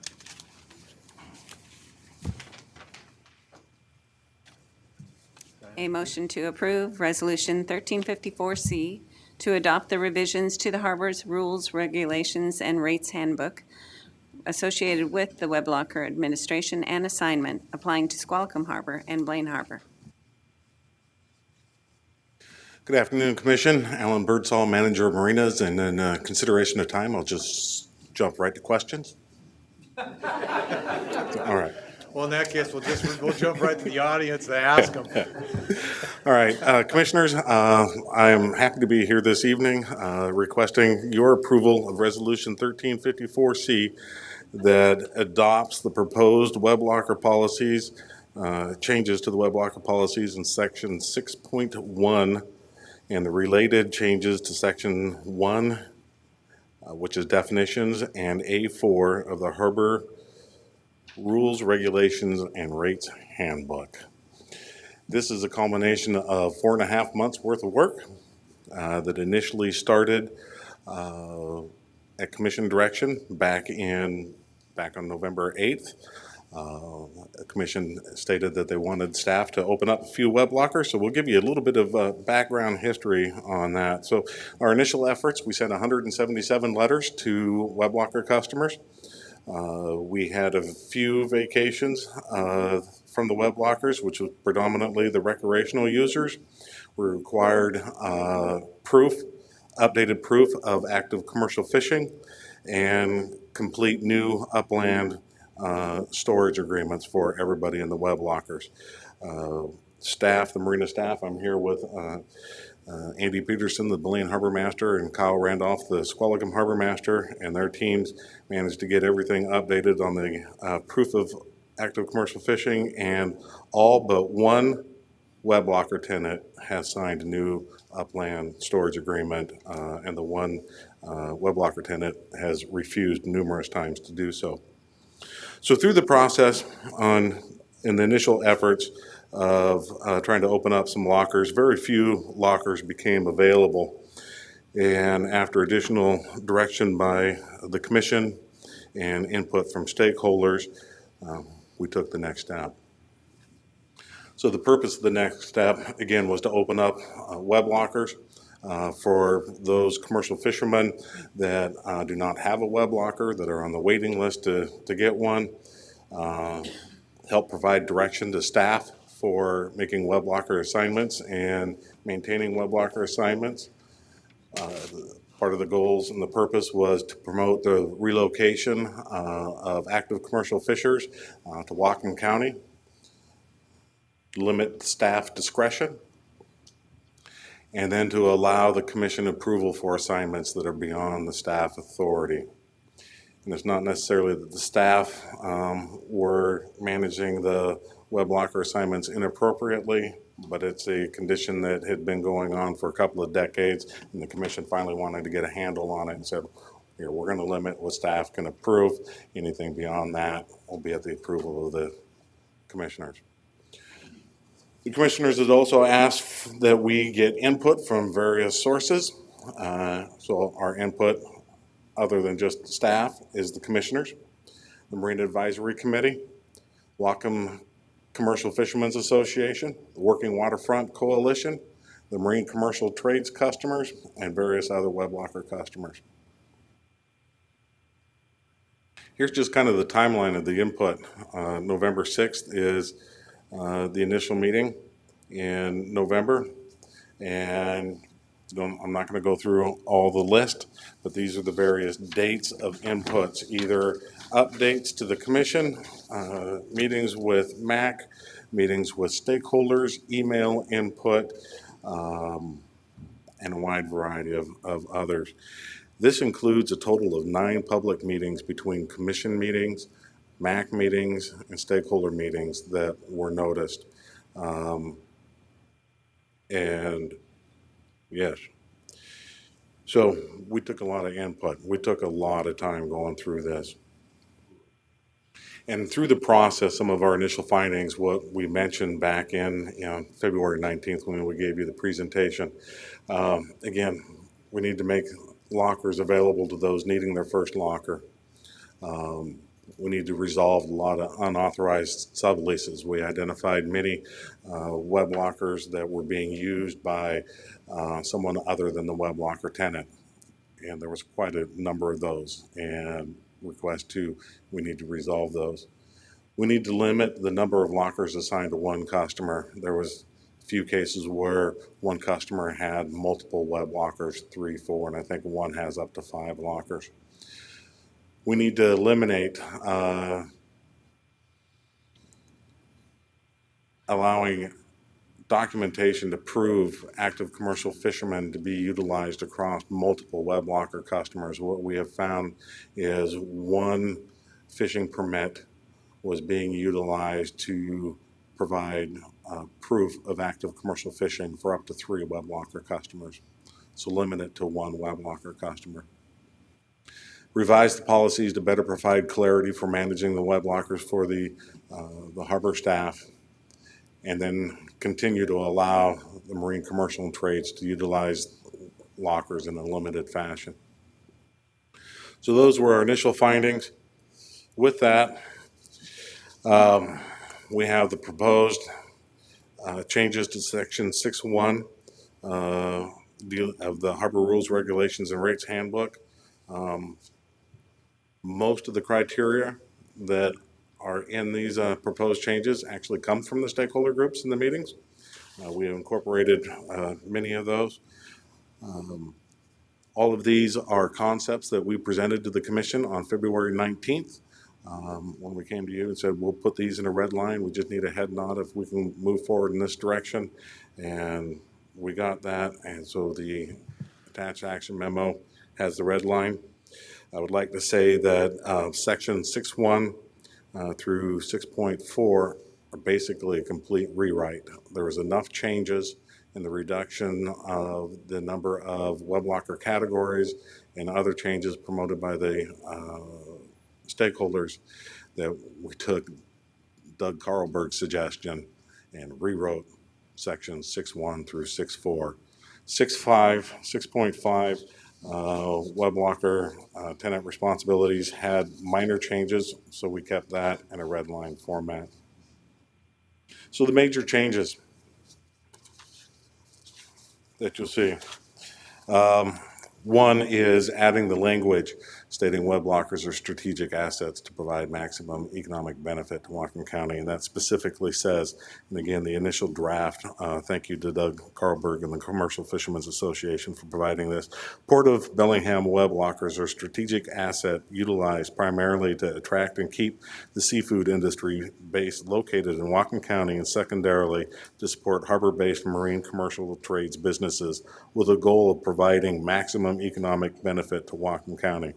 This statement will guide how the harbor masters and their staff manage these lockers. Again, the major changes limits staff discretion in managing the web locker assignments. The previous regulations says that the harbor masters have full discretion to administer the web locker rules and regulations and assignments. The commission has stated that they wanted to limit that at this time for the benefit of the staff for implementing the changes in the rules and the regulations. Staff fully supports this. I would like to note back in the mid-'80s, the web locker rules and regulations was 1/2 of a page on a 5x8 book. So it's definitely changed over time. It provides at the commission's request, one of the major changes is that any assignments that is not consistent with the rules or regulations or outside of the authority of the harbor masters and their team, approval will be based on commission. So this isn't saying people can't have additional lockers. It isn't saying necessarily who can and can't have it, but any assignments outside of the boundaries of the proposed rules and regs will take commission approval. The web locker categories were reduced from 5 to 2, that being active commercial fishermen and the marine commercial and trades. Any business or use outside of that is no longer allowed. Additional major changes. Establishes a maximum number of web lockers that can be assigned to web locker customer.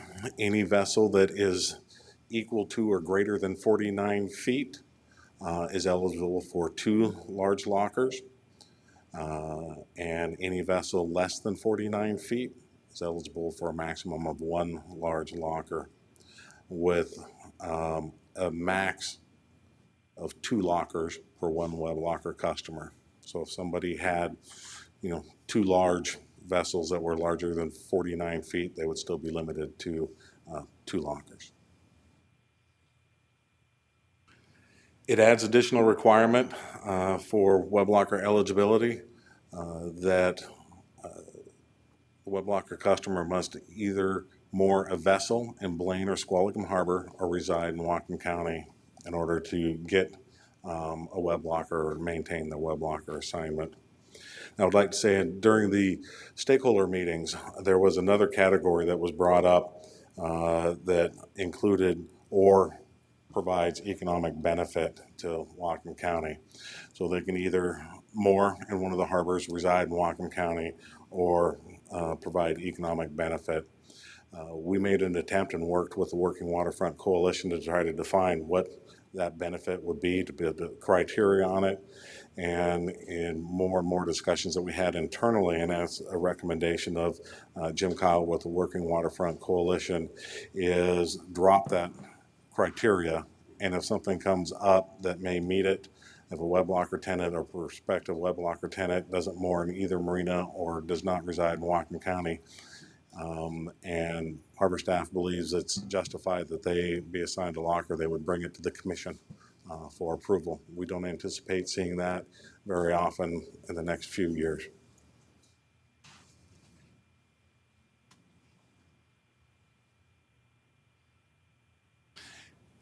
It also stipulates the documentation for proving for ACF can only be used by 1 web locker customer, so no longer allows for multiples. And then limits the number of lockers that can be assigned to marine commercial and trades in either harbor, and it limits it to 10 lockers, 10 upstairs lockers in Squalicum, and 4 lockers in Blaine. Blaine does not have any small lockers, nor do they have any upstairs lockers. Helen, could you just say that one more time? 10 upstairs lockers, you said? 10 small upstairs lockers in Squalicum, and all the upstairs lockers in Squalicum are considered the small ones. There are some ground floor small lockers at Squalicum. And how many in Belen? And then it would be allowing 4 in Belen. For full-size lockers? Yes. How many people do we have in Blaine now that are marine trades using lockers? There are 5 at this point. 2 of them are with Bornstein, 2 of Boundary, 2 are Walsh, and 1 is the Drayton Harbor Maritime. We anticipate Walsh is going to vacate once they get their new building, and Andy Peterson's been working with Boundary to get them to at least drop 1, if not both of their lockers, which would then leave us at this point currently with just Drayton Harbor Maritime. But we're gonna, if I heard you correctly, we're gonna allow up to 4 lockers, ground floor, the big lockers be used for marine trades up there? At Blaine, correct. That's what is being proposed at this point. We'd take pushback on that if the commission desired. We basically took the number that we had currently and anticipating a couple of reductions, and it just allows what the harbor masters can assign up there to maximum. Thank you. And can you just clarify how many total lockers we have at both facilities for me? You know, I knew that was going to come up. So at Blaine Harbor, we have 66 lockers, and at Squalicum Harbor, we have 186 for a total of 252 lockers. I got caught with that at the MAC meeting this last Tuesday. I'm always writing it down. I'm a numbers guy, and I can't remember these for some odd reason. Thank you. So at the commission direction, February 19th, port staff was geared up to have changes submitted for commission consideration at the March 5th commission meeting at commission request, and to make sure that we had sufficient time to do a correct job at the end of the day and at the end of the process to provide red lines to the commission of the proposed changes on or before the March 5th meeting with a request for approval at this meeting. So what I'd like, on the March 4th red lines, we provided those to the commission, the Working Waterfront Coalition, the Marine Advisory Committee, and to the Commercial Fishermen's Association. And we received comments back from that. And so in the proposed changes in the action memo, there are 3 changes. 1, it clarifies that pass-through web lockers count as 2 lockers. Staff historically has always considered pass-through lockers as 2 lockers. They have 2 doors, they sign 2 agreements, they are invoiced for 2 different lockers. However, for clarity and at the request of the Working Waterfront Coalition, thought that it best to include that clarification, so we did. It includes adding a required proof of ACF in section 6.1.3.1 by staff because we didn't adequately cover it in the initial draft. And then from the Commercial Fishermen's Association, they reminded staff that there has been a long-standing unwritten policy that web locker customers that are in web lockers that do not have an overhang have been able to use a designated area outside of the web locker at no cost. The existing rules and regulations and going back to many different revisions have allowed web locker customers in web lockers that have overhangs to utilize those sections under the overhang in front of their locker at no additional cost, as long as they don't block the doorway. And when the port developed or built web lockers without overhangs, that became an issue. And the port had allowed small areas just outside of their lockers to be utilized. I spent a couple of hours, went back to a lot of revisions of rules and regulations, and could not see where this was ever captured in writing. And so off of the Commercial Fishermen's Association request, we included it with our proposal. in the action memo.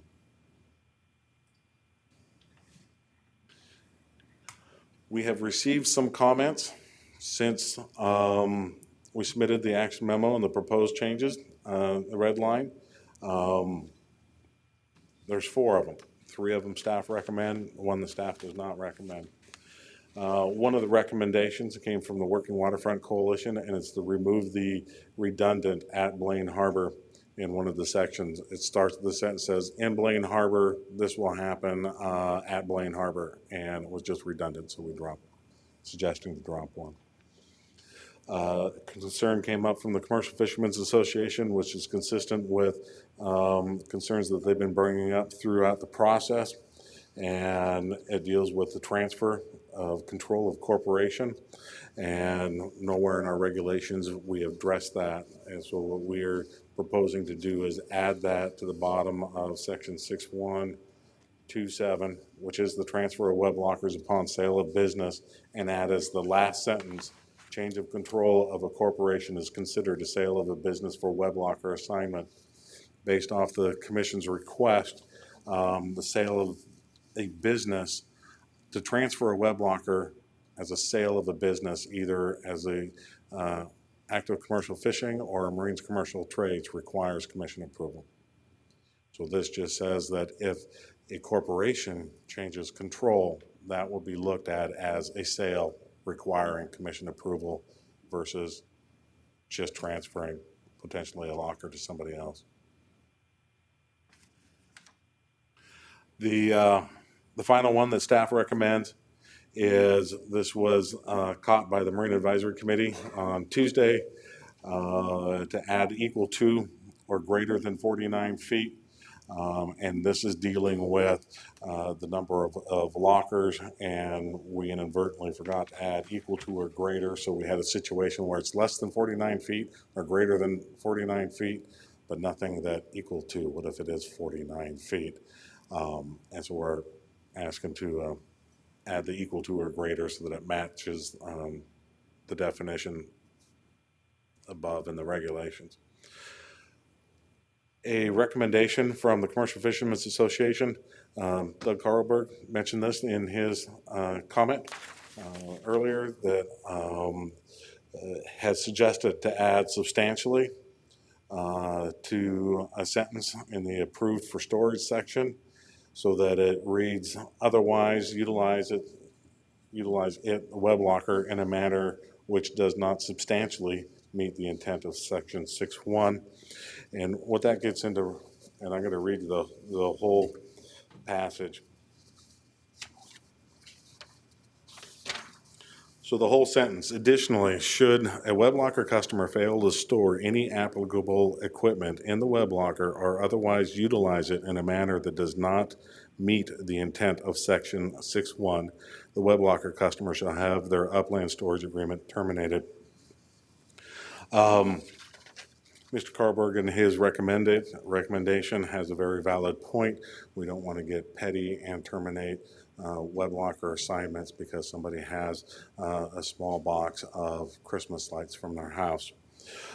When the harbor masters and I discussed this, we tried to define just what is substantially. Is it 1 box? Is it 2 boxes? Is it a corner? Is it something along the side of the wall that's not substantially?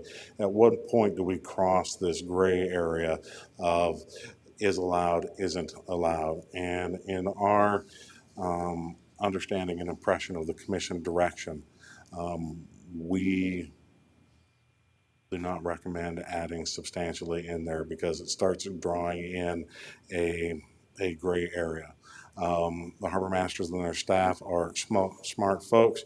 They do use common sense. They do use good judgment, and we would not be looking to terminate somebody's web locker agreement because they have a small box of something in there. With that being said, that same clause does provide 30, if staff identifies something in the web locker that should not be stored, notify the web locker customer and they have 30 days to remove it.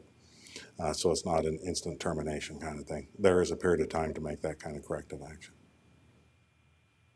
But for clear transparency on which is a big change one direction or another on a recommendation that the Commercial Fishermen's Association put out there. I wanted to be sure to cover that.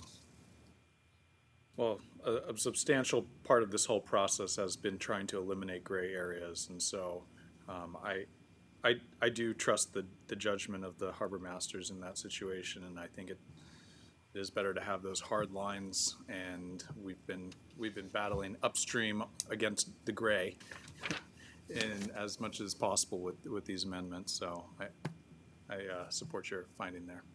Thank you. Something I'd like to clarify is if there is a problem and there's a difference between what our harbor master says and the customer in the locker, they have in the way, if I believe in the way things are written now, they have the option to come here and talk to us about it, correct? Yep. Anything outside of the bounds of the regulations, the commission can approve. And in that 30 days, if the problem is resolved, the termination would be void, right? We wouldn't even move to termination until after 30 days. So they have 30 days before we would move to a termination process. And our goal is not to terminate anybody. Our goal is to make sure that these lockers, and it's the goal of the commission, that these lockers are being utilized by active commercial fishers and marine commercial and trades that benefit the economy of Whatcom County. Storing small, even household items. Most folks have attics, basements, sheds. So one of the discussions through this process was also to do a one-time approval to transfer web locker assignments dealing with the unauthorized sublets. This has been an issue that's been going on for years for various different reasons. In 177 letters that we sent out initially through this process, we asked everybody that if you have somebody that is subletting your locker, let us know. So we heard from quite a few. And so what we'd be recommending, which is in the next action item that I will have before you, is to authorize this one-time approval. It resolves issues with 16 web lockers immediately by making the transfer. 9 of those 16 are on the waiting list for their first locker. It's conditioned that they must all be active commercial fishers, that the assignments will not exceed the cap, and they either moor in Blaine or Squalicum Harbor or reside in Whatcom County.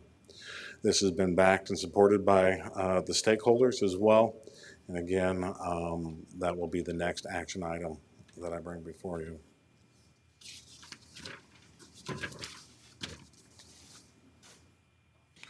So to kind of give you an update, what does all this mean?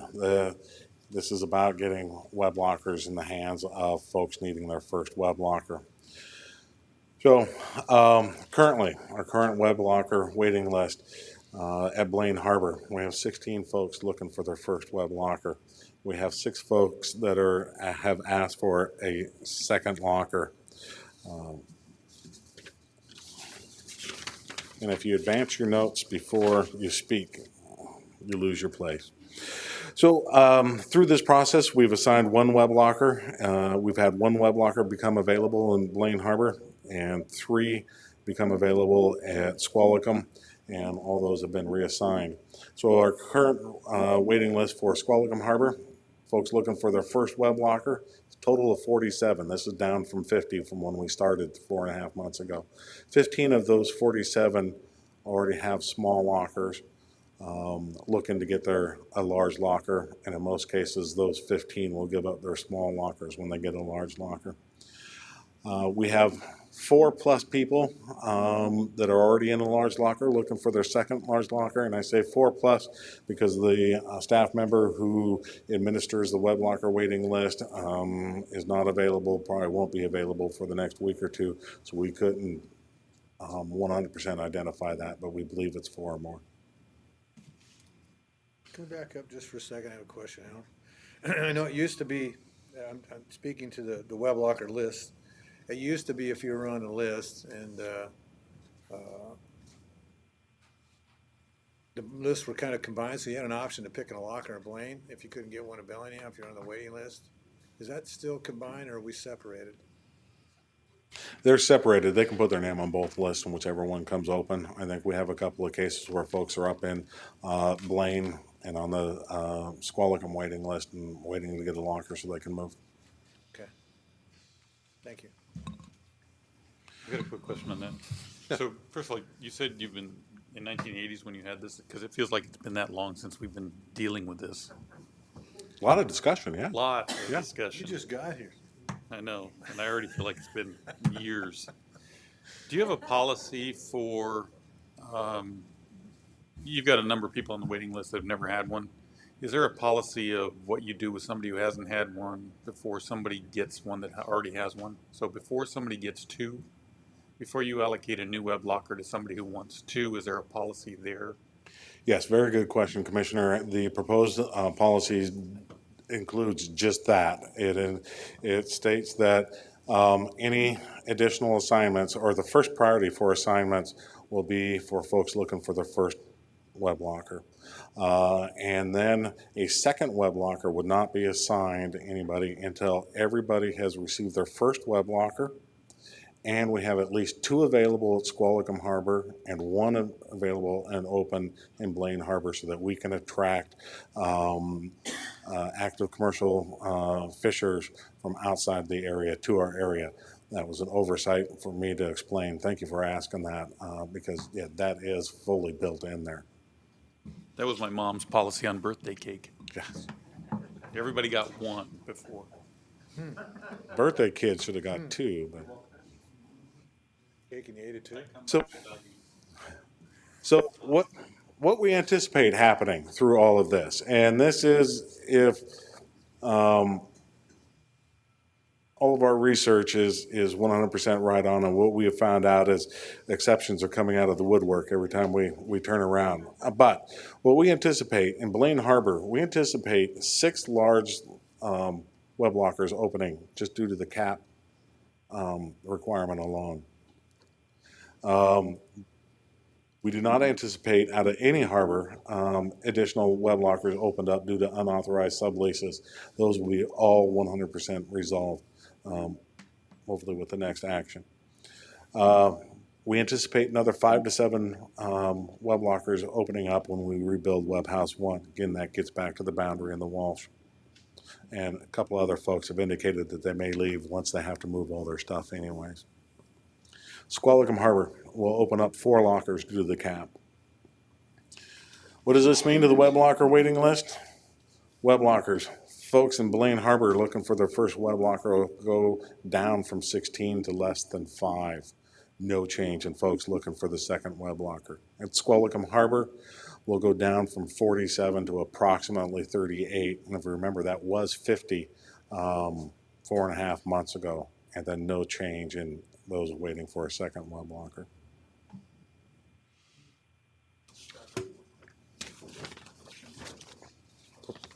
Could you back up one slide, please?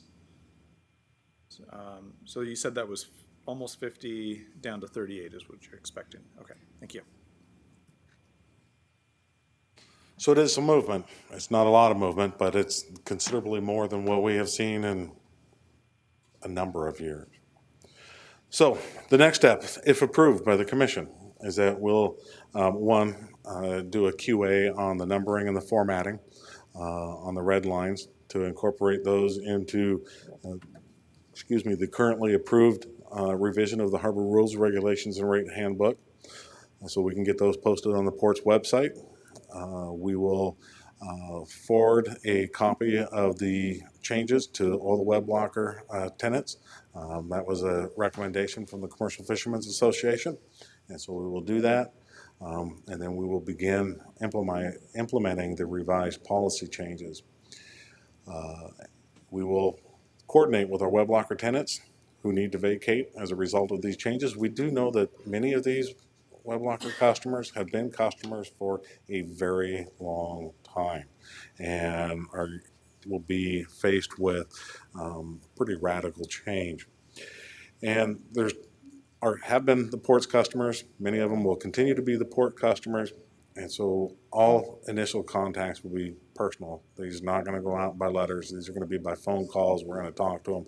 We're going to do what we can to work with the folks. We're going to do what we can to do the right thing. And initially, what we do is propose that for those that voluntarily vacate, that they have 90 days from the time that we contact them to vacate the lockers. We do know that some of these folks may be going up north fishing this summer, so 90 days from the time that they get back. We're not looking to punish folks. We want to work with them. For those that may need a little bit more time than 90 days, staff will work with them, but our initial effort is going to be 90 days for them to voluntarily vacate. For those that flat refuse to move or leave, we will move into the formal termination process only if needed, and that is not an effort we want to do in this process at all. Then, after that, anything that's outside of the boundaries of the rules and regs and the Harbor Master's authority will be brought to the Commission for consideration and approval. So with that, questions? Commissioner Shepard.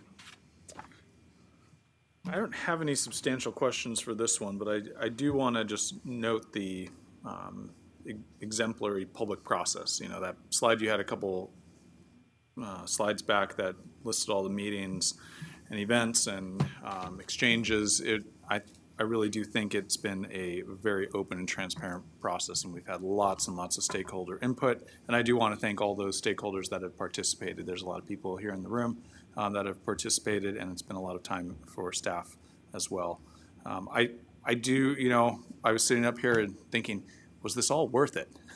You know, it's a lot of work to undergo for a Squalicum wait list that still has a lot of people on it. But I come back to that it's a good problem to have. It means the industry is experiencing growth and demand, and that we have an attractive place for people to live and work. And I think we've set up a process that is going to address a number of longstanding problems that we've been working under, and lots of gray area that we have been murking around in. And so I do think that the gains are meaningful, and they do achieve our ability to address that larger problem that has come up in a couple different meetings of that silver tsunami that we keep hearing about, impacting lots of different sectors, wanting to make sure that we are investing in, I can say that, I think, right? Investing in our upcoming workforce and the opportunities we have for them. So thank you for all the work here, and thank you to all the partners. That's it. Commissioner Bell. I'm not a patient man, so you can imagine that I'm really done with this. Thank you for doing what we asked, and that was the right thing. I believe you've done that in this document. I think all of you have come to the table with the right answers, and I appreciate your attitudes going through this. Doug, where's Jim? I think he's. Yeah, give him my thanks as well. You guys have gone above and beyond, so. He's watching. I'm going to recommend approval of this with the changes you recommended. Oh, that comes to me. Well, I've got a few things I'd like to clarify. And we may do something just a little bit different this evening. One thing I'd like to clarify, Alan, you can help me out here. I can read through all this stuff. Say we got a situation with a father and a son, and say the father's got 2 lockers are in his name, but his son and he both have boats. They both have permits, and they're both fishing. How does that transpire to them? They're under 50 foot. They're under 50 foot, and it doesn't matter what the size of the vessel is. The policies will allow transfer of a vessel from to immediate family members, so father to son or daughter, or locker, wife or to locker. a locker.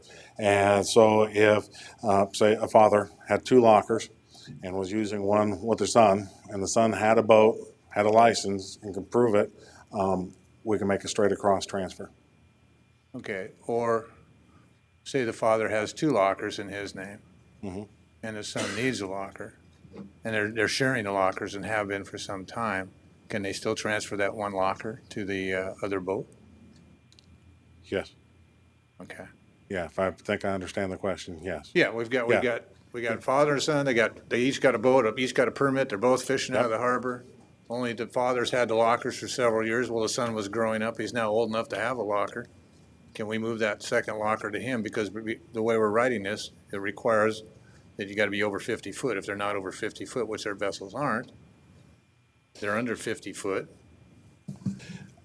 That's correct. In a situation where, if the father at this point has less than a 49-foot vessel and only one and has two lockers, would have to, reduce one locker, and the son has a boat, doesn't matter the size, and a fishing license, it could be an ACF. The way the current regulations are written, a family member can transfer to another family member.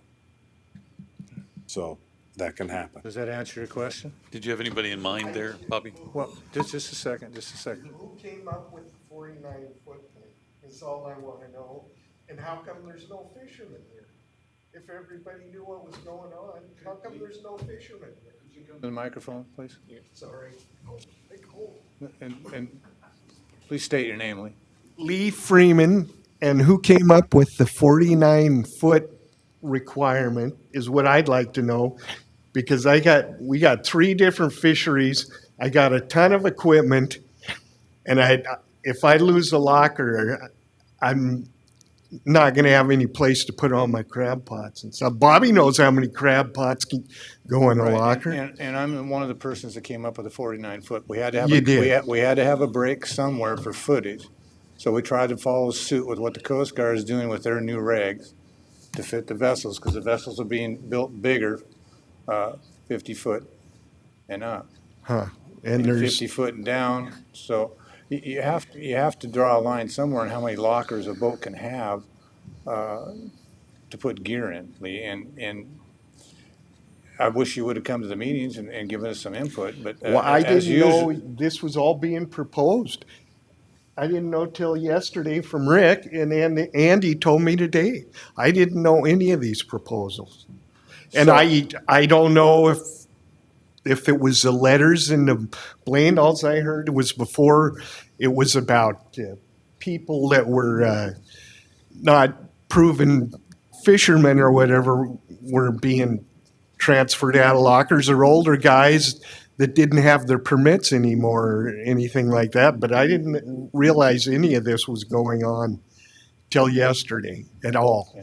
So I apologize if I didn't keep up with the politics, but I didn't. And there's nobody here.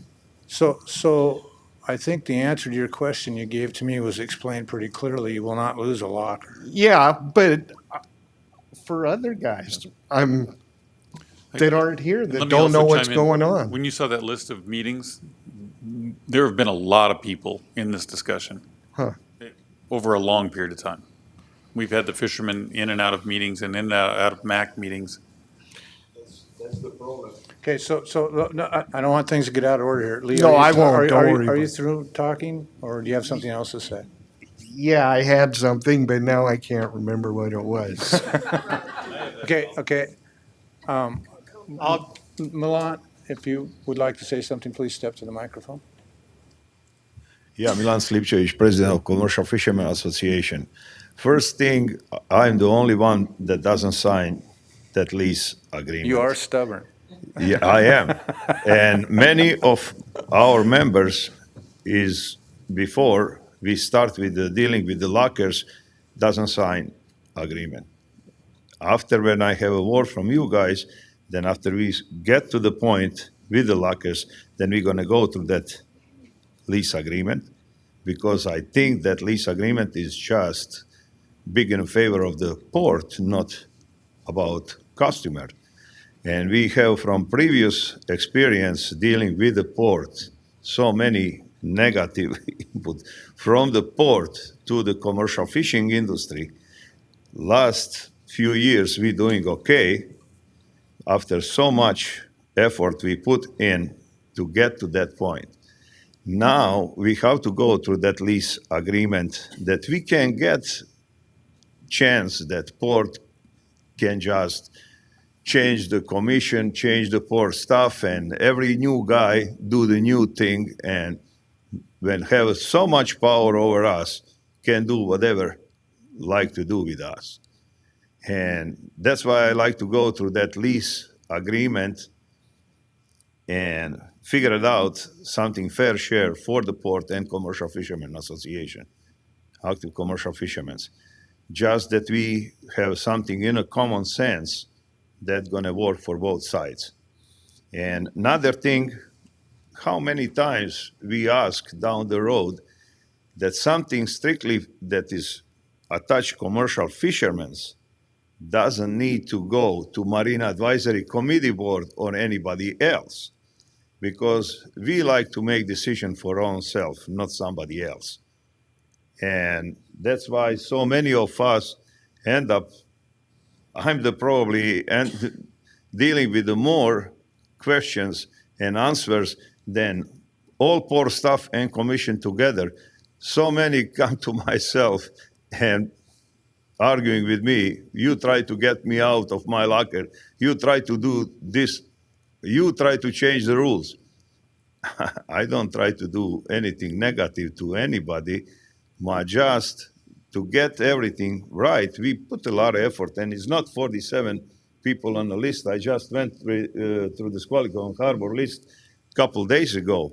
We have 23 people on a list now for the Squalico Harbor lockers. What's this? I mean, big reduction. A big reduction is there because on a list before is of people that has 3 lockers, 1 a 4, 1 a 5, and people that is not commercial fishermen at all is on a list. When you eliminated those, list coming down, pretty much, almost in a half. Then with so many empty lockers we have now, and if we end up with 20 people or so on a list, that is normal. Wait. I wait 8 years first on a list until I get this locker that I have now. And So what are you saying? You want us to stop and wait for you to approve? no, we just not at all. I'm trying to. No, commission I'm trying to gonna ask- approve. We put a lot of effort. This is, great effort from commission and from everybody. I like to see this approval, with no question. Just that lease agreement we have to go through and figure out what we're gonna do. Make some kind of fair lease agreement, not just something that you can punish me any way you want, anytime you want. And I have a promise, Bobby, from commission that we're gonna go through that lease agreement after we're done with the lockers. And I think that is fair. Okay. That much. Just from the previous experience with the port, as a commercial fisherman, that's why we get organized. That's why we get to this point, that we can protect ourselves. But your concern isn't with the web lockers, it's with the lease agreement, right? Yeah, So that's lease a whole agreement. different subject Okay. that we'll bring up at a later date. Exactly. Yeah. Yeah, thank you. We Thank will you for just- all, and we all put enough effort. I think this is a fair share, how much I can see, Okay. Thank you. Thank you. I Thank you. appreciate that, and we'll have definitely our staff work with us to review the lease agreement and get that through a process as well. So is there anyone else in the audience that'd like to say something? Les, would you like to speak to your plight a little bit, so it's clarified? No, I'm fine. Okay. Thank you. All right. I think you have the option to come to us in extenuating circumstances, so. And you're probably 71 by now. Thanks for the inquiry, Bob. Appreciate it. Okay, the one other thing I have heartburn with is the number of marine trades lockers in Blaine. I don't think it should be any more than 3, and I personally don't think it should be that much. I know why Walsh is in those 2 lockers. I think we all know why he's there, because the port took that building away that he was utilizing. He had to have somewhere to put the equipment that was taken out of that building, was stored in I there. believe they were using those lockers long before Walsh got They were a using, hold of that. they were using one. One after, okay. So anyways, we're limited to the number we have up there. And I would like to have that changed to 3 from 4, if my fellow commissioners are with me on that. We can have a little discussion about that, or where you guys are at. I think that we've got 3 main businesses up there that, and you know, we're building a new building for Wall, so he's not gonna need those. And we've got Boundary Fish, Starfish, and Drayton Harbor Maritime. right, so, and hopefully we could build another locker up there. It would resolve some more of the problems. So I would like to see that part of it amended to 3 from 4, What does that entail? changing 3 to 4. No, it entails much more than that. No. What does that entail? We're not kicking anybody out. No, No, it's not kicking anybody out. And the next action item is included with authorization to assign for the unauthorized sublet is a list of exceptions that are outside the bounds of the proposed rules and regulations. And the second section is a request for approval to temporarily exceed the limit of 4 lockers for marine commercial trades to 5 lockers, and it could be 3 lockers with the understanding that Walsh is going to move out of 2, Boundary is going to move out of 1 or 2, and if Boundary gives up at least 1 and Walsh moves out of 2, that'll put us right at 3. We could not assign another one to another marine commercial trades without coming to the commission. Again, this is just establishing the boundaries that staff can do. So at this point, it doesn't change anything on what we would plan to move forward. So we can address that in the next action item, is what you're saying? I would, as far as limiting to 3 for the policies, I think we do that now, because then the approval to exceed that number will come in the next action item. And if there is an approval to exceed, they could come before us and ask, right? Certainly. And it sounds like we're gonna get to that 3 number, and there is the process for exceeding it with commission approval.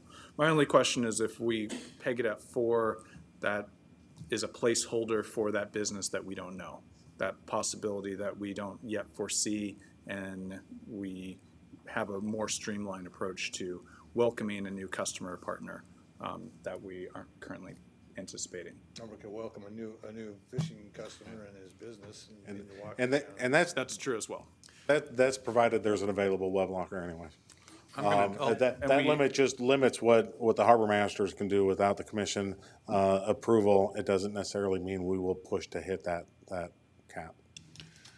I'll defer to you two, and I think we're micromanaging this to a level that I'm not comfortable, so.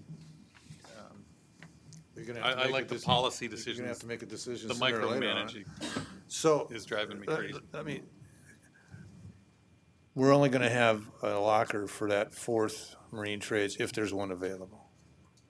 So we're not gonna hold one.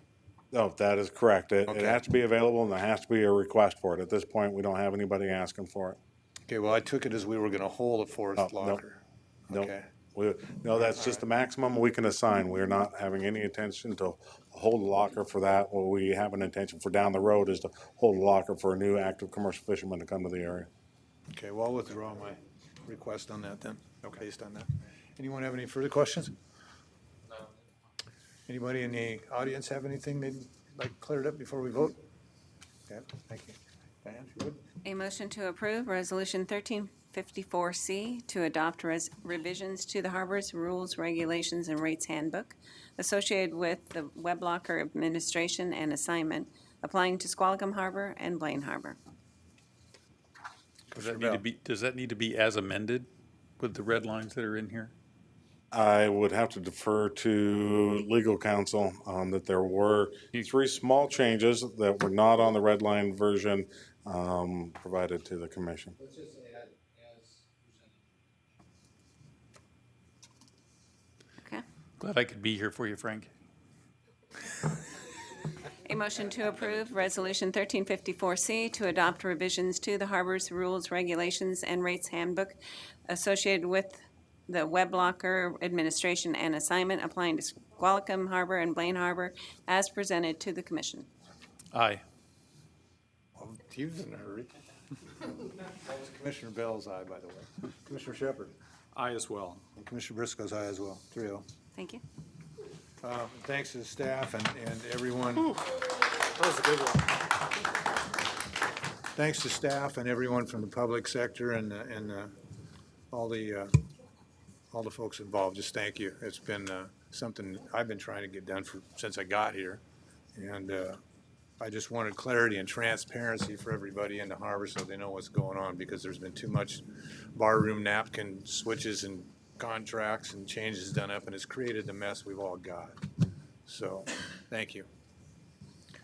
Diana, if you would, please. Yes. A motion to approve web blocker assignments in Squalicum Harbor and Blaine Harbor listed in Table 1 and Table 2 of Attachment A as required by the Harbor Rules, Regulations, and Rates Handbook.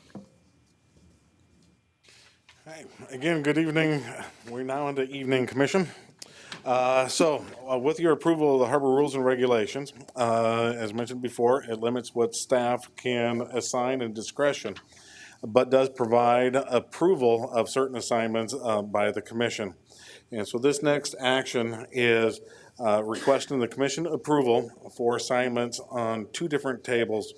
One is the authorization and approval to assign web lockers from the existing web locker customer to the unauthorized sublet customer, thus taking care of a long-time issue, resolving issues with 16 web lockers and getting in the web lockers in the actual hands of the folks who are using them.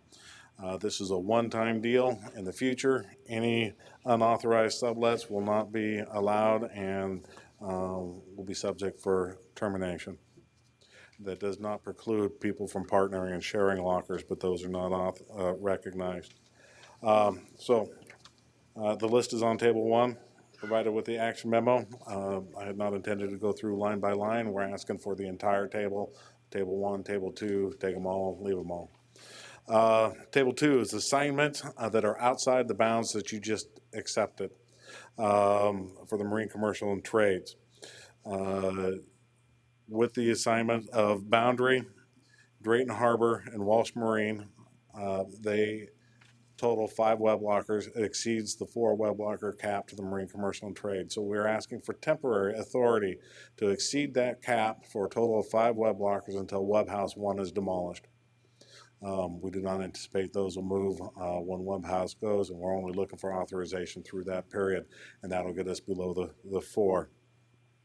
As far as the ones at Squalicum Harbor, these have been identified through the stakeholders, various stakeholders, and it's kind of a mixed feeling on whether they should utilize the lockers or not, and this is for continued use of existing web lockers that they were already in and have been in for 9, 3, 15, 18 years that they have been established in these lockers.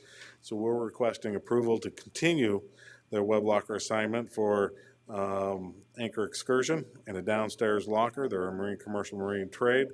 A private individual who is renting on behalf of the Washington Department of Fish and Wildlife because Washington Department of Fish and Wildlife does not want to have a web locker agreement with the port, and we have received proof that and looked at the web locker equipment.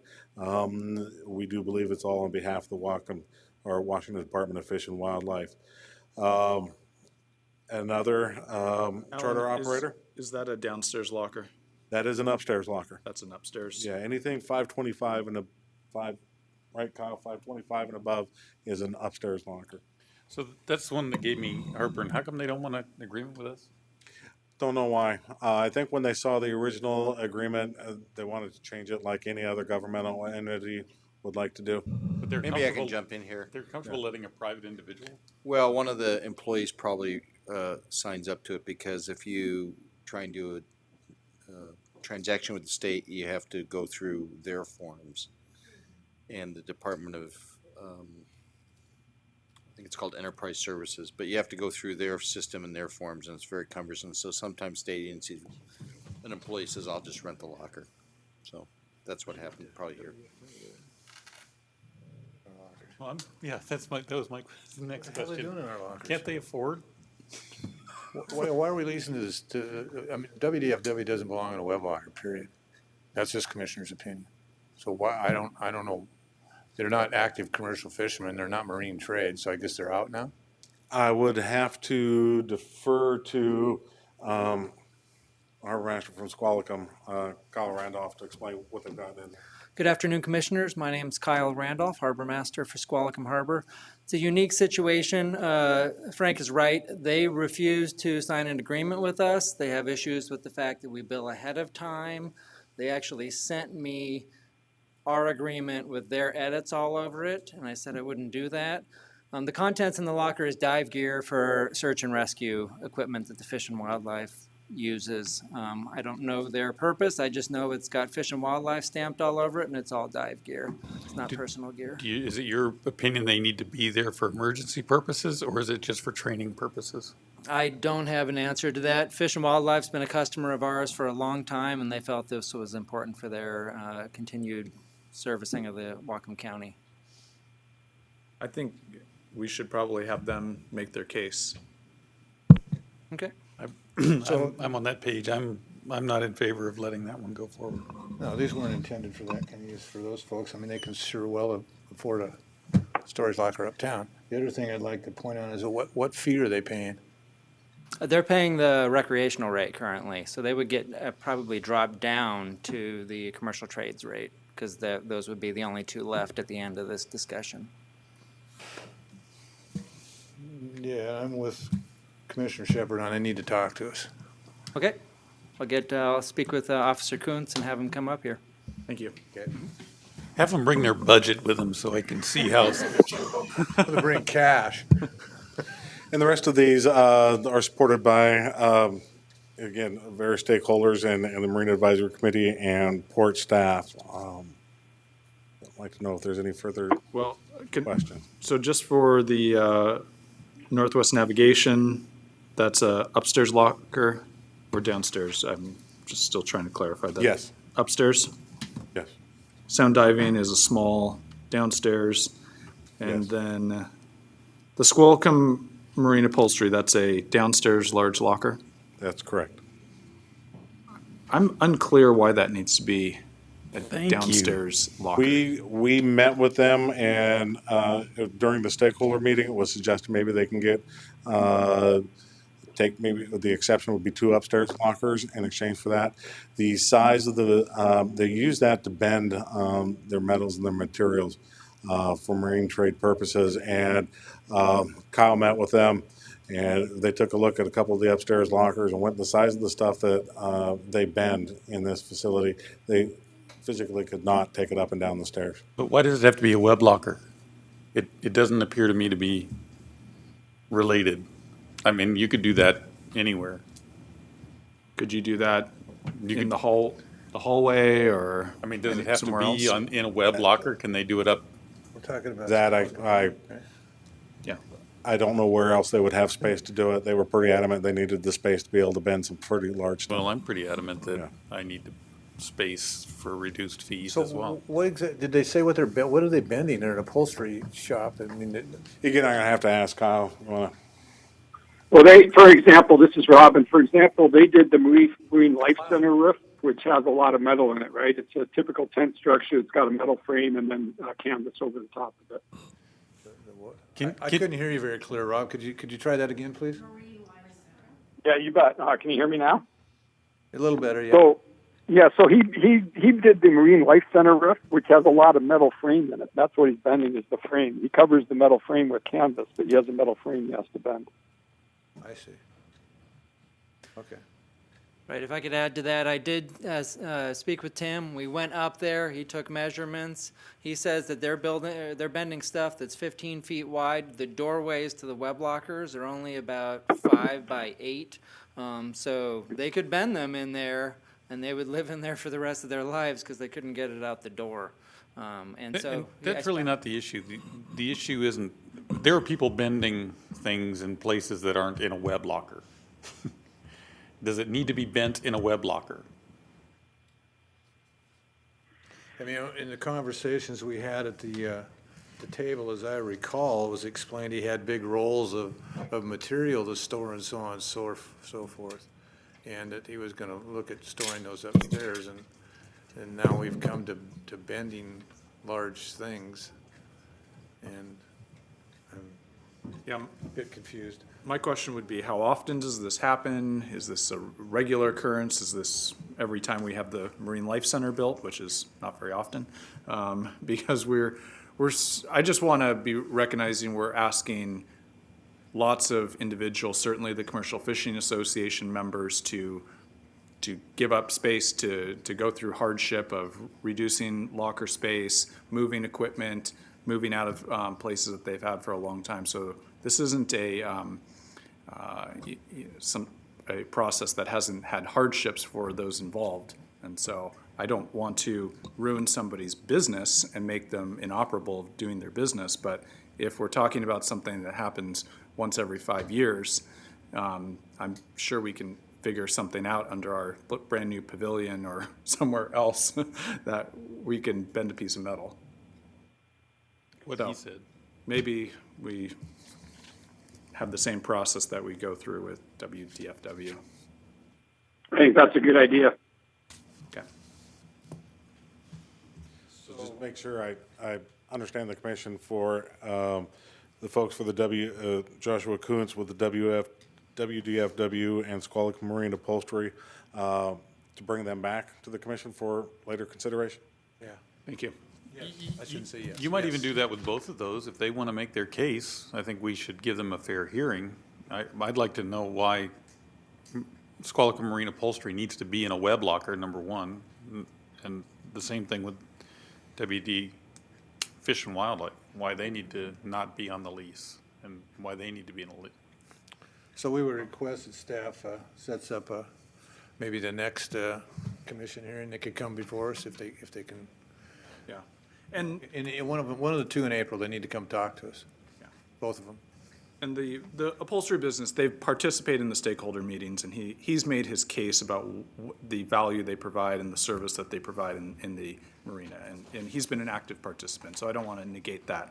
But it was my feeling that we were talking about an upstairs locker out of that last meeting. I want to clarify that the owner-operator of Squalic Marine Upholstery, I do not believe have been actively engaged in this process. Oh, is that No, I haven't. I have not seen Tim at any of the meetings They at all. they have been supported by other marine commercial trades, but he has not been engaged in this process. That just doesn't No, seem to be My in the, mistake then. The one for sound diving has been, Sound diving has. yes. it just doesn't seem to be in the spirit of what we've been trying to accomplish here. That seems to be outside the scope, from my perspective. Thank you. So, Commission, will you approve the list as written, with the exceptions being we'll remove the WDFW and the canvas company? Sure. Yes. Okay. Okay. Any further questions? I have none. I have a few.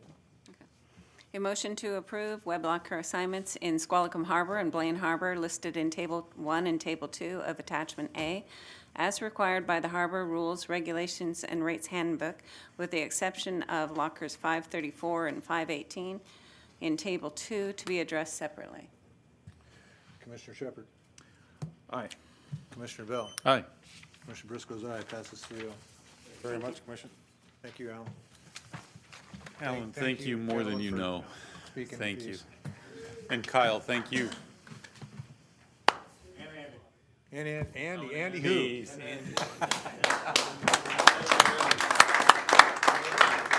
so that brings us to the big question mark. Under other business, I see that Diane has something to say. Yeah, I've got two items for other business. First is a amendment to, I'll just read it. Due to recently discovered April scheduling conflicts, I'd like to suggest the following motion. To amend the 2019 Commission meeting schedule approved by all Port Commissioners on November 20th, 2018, moving the 2 April meetings from the 1st and 3rd Tuesday to the 2nd and 4th Tuesday in the month of April 2019 only. The amended schedule would reflect April meetings to be held April 9th and April 23rd, 2019.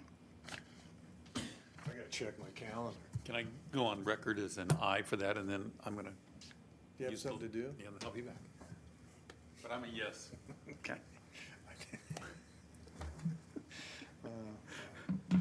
Commissioner Shepard? I have no other comment other than I would like to see this approved. Hang on one second, Commissioner Bell. Oh, no.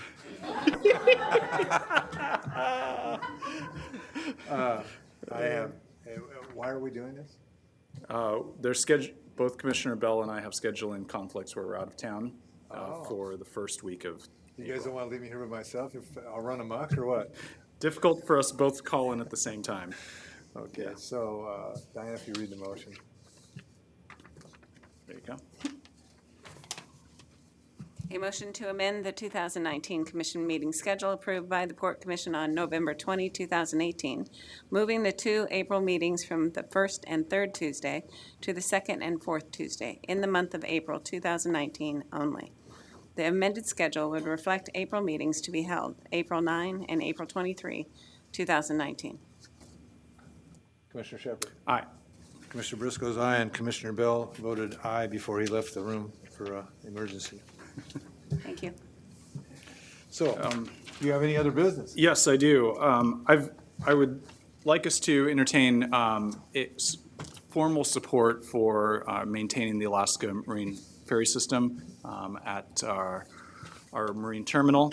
And I want to recognize Executive Director Fix, who's up there right now advocating, and all the folks in town who have come together. We've had really great union support, support from lots of other agencies, including numerous folks here in the room, supporting retaining these ferries on our premises and providing the service to have the community. I think we've talked several times about the importance here, and I received a request from the Inland Boatmen's Union to formally provide our support for this through a resolution of some form. So Shirley, has staff had any time to think about this? Good afternoon, Commissioners. Once again, Shirley McFerrin, Real Estate Director. Thank you for asking that.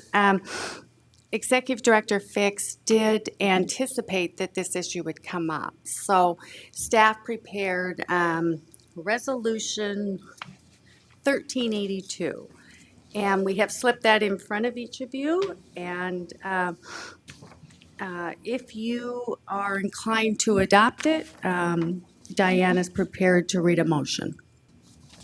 A motion to adopt resolution number 1382 in support of continued ferry service by the Alaska Marine Highway System, or AMHS, to Bellingham, Washington.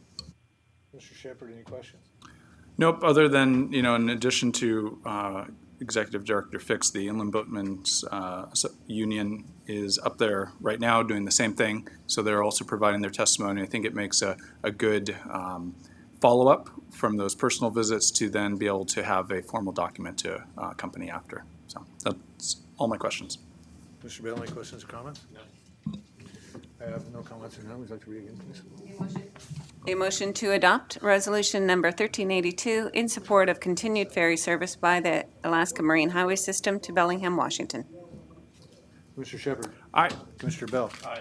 Commissioner Briscoe's aye. Passes 3-0. Thank you. Commissioner Bell, or do you have any other business? Commissioner Yes, Shepherd? I just have one more. Shirley, if I could, before you leave. Like the duck in the arcade. I know. I just want an update for, we had talked a month or so ago about the NTG fabrication, their leasehold in the FMIP building and some of the repairs that they had been identifying, and our ability to get that crane service that they have certified for use. Where are we at with getting those services to make that building, its best possible? I know that we're working on it, and Brady Scott is here, and he can give you the detail on it. Great. We've looked at the overhead doors. We have put in a work order to have the crane certified, but he can give you a more accurate level of detail. Hello again, Brady Scott, Senior Property Manager, Marine Trades. I've been working with Nigel closely on these things. I think April 4th is the scheduled date for the certification. There's one person in the state that does that, so it's hard to schedule out, but that's scheduled. We're working on the hangar door that has needed some repairs, and a couple things have been tried. We have that scheduled here to work in the next couple of weeks. And we're also working on, there's a side shed roof that has some leaks, and that's, we've ordered the metal, and that's now available for that service work to be done. So we're working closely with him on those items. Great. Well, thank you all. It's great to see one of our buildings being used for the purpose it was intended. That when you go inside that building, you can tell it was made to have boats being worked on and built in there, and that's just what's happening. So it's great to see it being used for a really important purpose. So thanks for putting in the work and making sure our customer is really able to do the best work possible. Yeah, you're welcome, and thank you. It is great to see him in there. Brady, I have a question along that line here.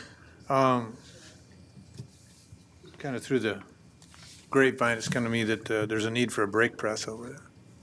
I'm sorry? Do we have is there a brake press over there?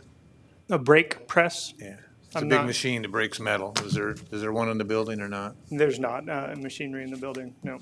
Okay, thank you. Yep. Mr. Bell? Yeah, I have two things. Short things? I hope, well, no, I'm done now. History? I share one thing in common with Mr. Carlberg, and that is the age thing tends to make those things a little more. Don't stutter, speak urgent. up, son. I'd like to know I want to talk about what we could do in Blaine to drive, and I want to start talking about maybe a tiered system. I think we've already had this discussion for rates in Blaine to drive more traffic into that harbor for not only moorage, but also for use. I just think it's time to maybe take a look at our rate structure there to see if we can't entice some people to go into Blaine through our rate structure. It seems silly to me to have empty slips in the Blaine Harbor, and also with the money we're investing in that community, I think it's important for us to really focus our attention north. We're putting a lot of money into Blaine, and that harbor is certainly underused and underutilized, and I would rather see 100% occupancy and lower rates, and rather than vacancies where we have slips, because it means work, right? So I want to discuss that when it comes to Blaine. And if I can jump in on that one real quick, we're going to be doing a moorage rate analysis this year to come back to you with the new moorage model. One of the things we're waiting on is a harbor study in Squalicum Harbor to see what the inner harbor needs and how quickly. And then we'll be coming back to you with some proposals. I think that'd be a good time to talk about a rate differential, because we'd like to incentivize people to go to Blaine so we have room to redo the harbor in Squalicum. That's what I'm looking for. Thanks. Yeah, I think that'll be on the calendar for this year. Okay, thanks. And the second thing is I want to acknowledge Don's participation this morning in a discussion on Cherry Point. It was a worthwhile discussion, and at some point we got robbed of some time because we had a moderator that was a little too verbose. But I will say that we had a good meeting, and it really did drive home that we need to be involved from an economic development standpoint in what happens at Cherry Point. And Mr. Fix, I'd like to, at some level, sit down and discuss with you what the port should be doing in response to the county council and the activity there. The infrastructure there needs to be repaired and replaced. The jobs there are too important to this community, and if we allow that slippage to occur, we've lost a tremendous economic base. Understanding the intent of the motions the county's going through, I think there's a more gentle way to go about this process, and I really would hate to see this county be tainted because we were hostile to the biggest employer, or some of the biggest employers we have in the county. And I'm not sure what that looks like at this juncture, but I would like to, before the next Port Commission meeting, come to the table with something that addresses what I feel to be an attack on our biggest industries. That's all. That's all. Yeah. Commissioner, we will, you, I, and Don should sit down and talk about what that looks like, because I don't really know what that looks like at this point either, but let's get together, the three of us, and we can put our heads together and figure it out. Yeah. I was at all three of us were at that that meeting this morning, and I was very glad I went. A bit of an eye-opener for me to what was going on. As we call it, it was backdooring. There's been some backdooring going on in this deal with the county council as far as this commissioner is concerned. There hasn't been transparency or truth from some of the folks involved with the document that was put forward. It amazes me that people will come before us and ask us to create jobs, create economic growth in this county, and then those same people will go out and fire up a document that does exactly the opposite of what they've asked us to do as the Port Commission. I was pretty peeved when I left that building this morning, as well as I think Commissioner Bell was, at what we heard was going on. Is destructive to Whatcom County's economic health. It's destructive to our way of life here in Whatcom County. And it amazes me that people can't come to a table, be transparent, tell you what they really want to do, and see if we can work it out and find a happy medium. Anybody that thinks fossil fuel is going to go away overnight is out of their mind. It's not going to go away overnight. It'll go away someday, and the sooner the better probably. But you've got to work with wind, solar, and fossil fuel together until you can get there, in this commissioner's opinion. And these people don't seem to want to do that. And they have total disregard for their neighbors. And I'm appalled that the county council is considering doing what they're considering doing. And that's a double whatever it was.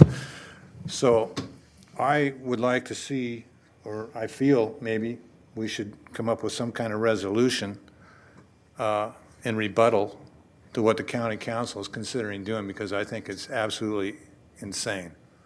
And that's this commissioner's opinion. I'm going to chime in just with some background to my request, and that is that there are 3,320 jobs with an average wage of $110,000. The average wage for the county is $45,000. With the tax base at Cherry Point, if we lost 60% of that, the average homeowner in Blaine would see a $386 increase to their property taxes from the loss of those. The property taxes for the average Whatcom County resident would go up by $83. And at some level, we're doing a disservice Paper. I'm going to add to yours. to our industry. BP just had a couple of issues with maintenance on some of their facilities. We've got these places here in Whatcom County. They could go anywhere in the world. Oil is being produced in every continent on the planet except Antarctica. I happen to know that fact. And I just think having them here is too important. It may be a waning industry. I think everybody on the planet knows that it's a waning industry. There's a gradual way to do this. There is a way to transition from this economy into the next economy. It should be done gently, carefully, thoughtfully, and not with a sledgehammer. And my fear is that the approach that we're using now is a sledgehammer. Agreed. Just to touch on what Commissioner Bell presented there about the property taxes. So the three big corporations out there, Alcoa, BP, and Phillips 66, put into the school systems $4,507,000. So if those guys disappear, that's $4,507,000 that the taxpayers and the people who live in this county got to come up with to support their schools that are already falling apart, and they're doing levies now to try and keep together. So the folks that are presenting these changes to stop being able to fix your infrastructure and repair your facilities are not looking into the future very far, because this will affect their children and their school systems, and it'll affect the children of their children into the future.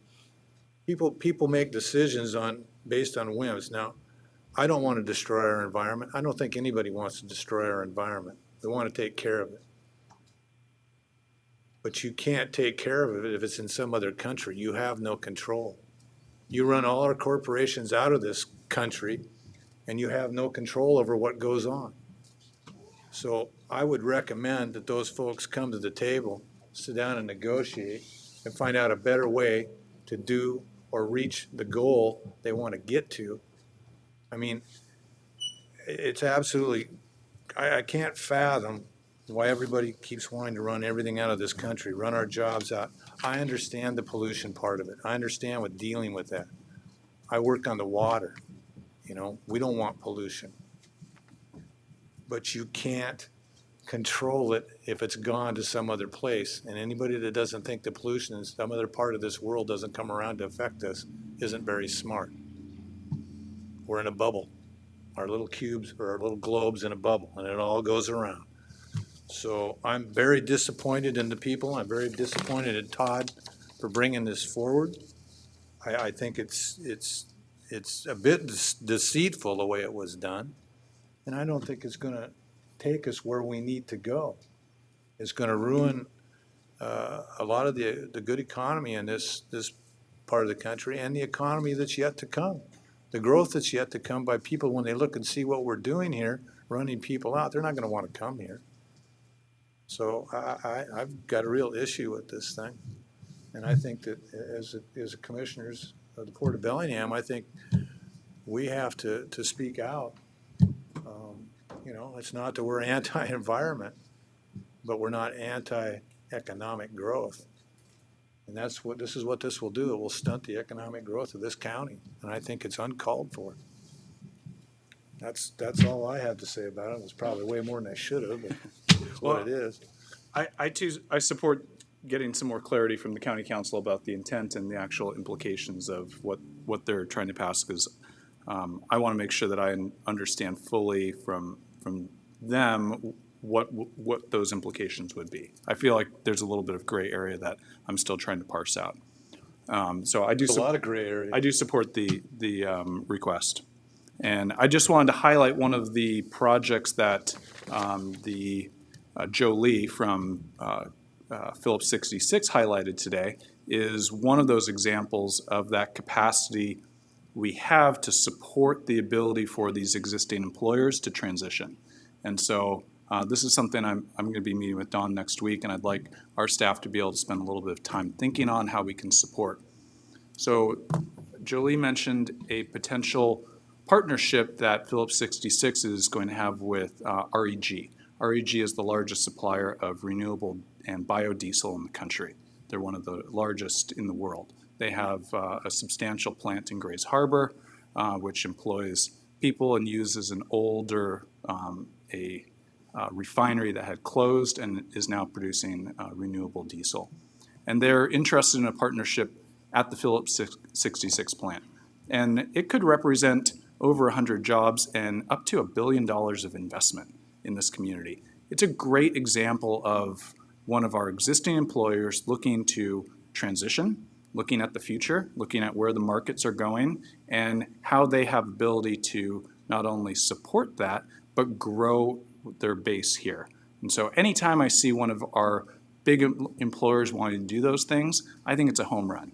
We're able to solidify their presence in our community so we retain them as an employer and help them grow and transition. So it's something that I want to look into more. And I was just out with one of our county council members, one of our PUD members at the Phillips 66 plant yesterday, and having a discussion with the REG team and the Phillips team about their ideas, where they're going, and what are their obstacles. And I think Don will have, and his team will have, some good suggestions on how to meet some of the obstacles that they see ahead of them.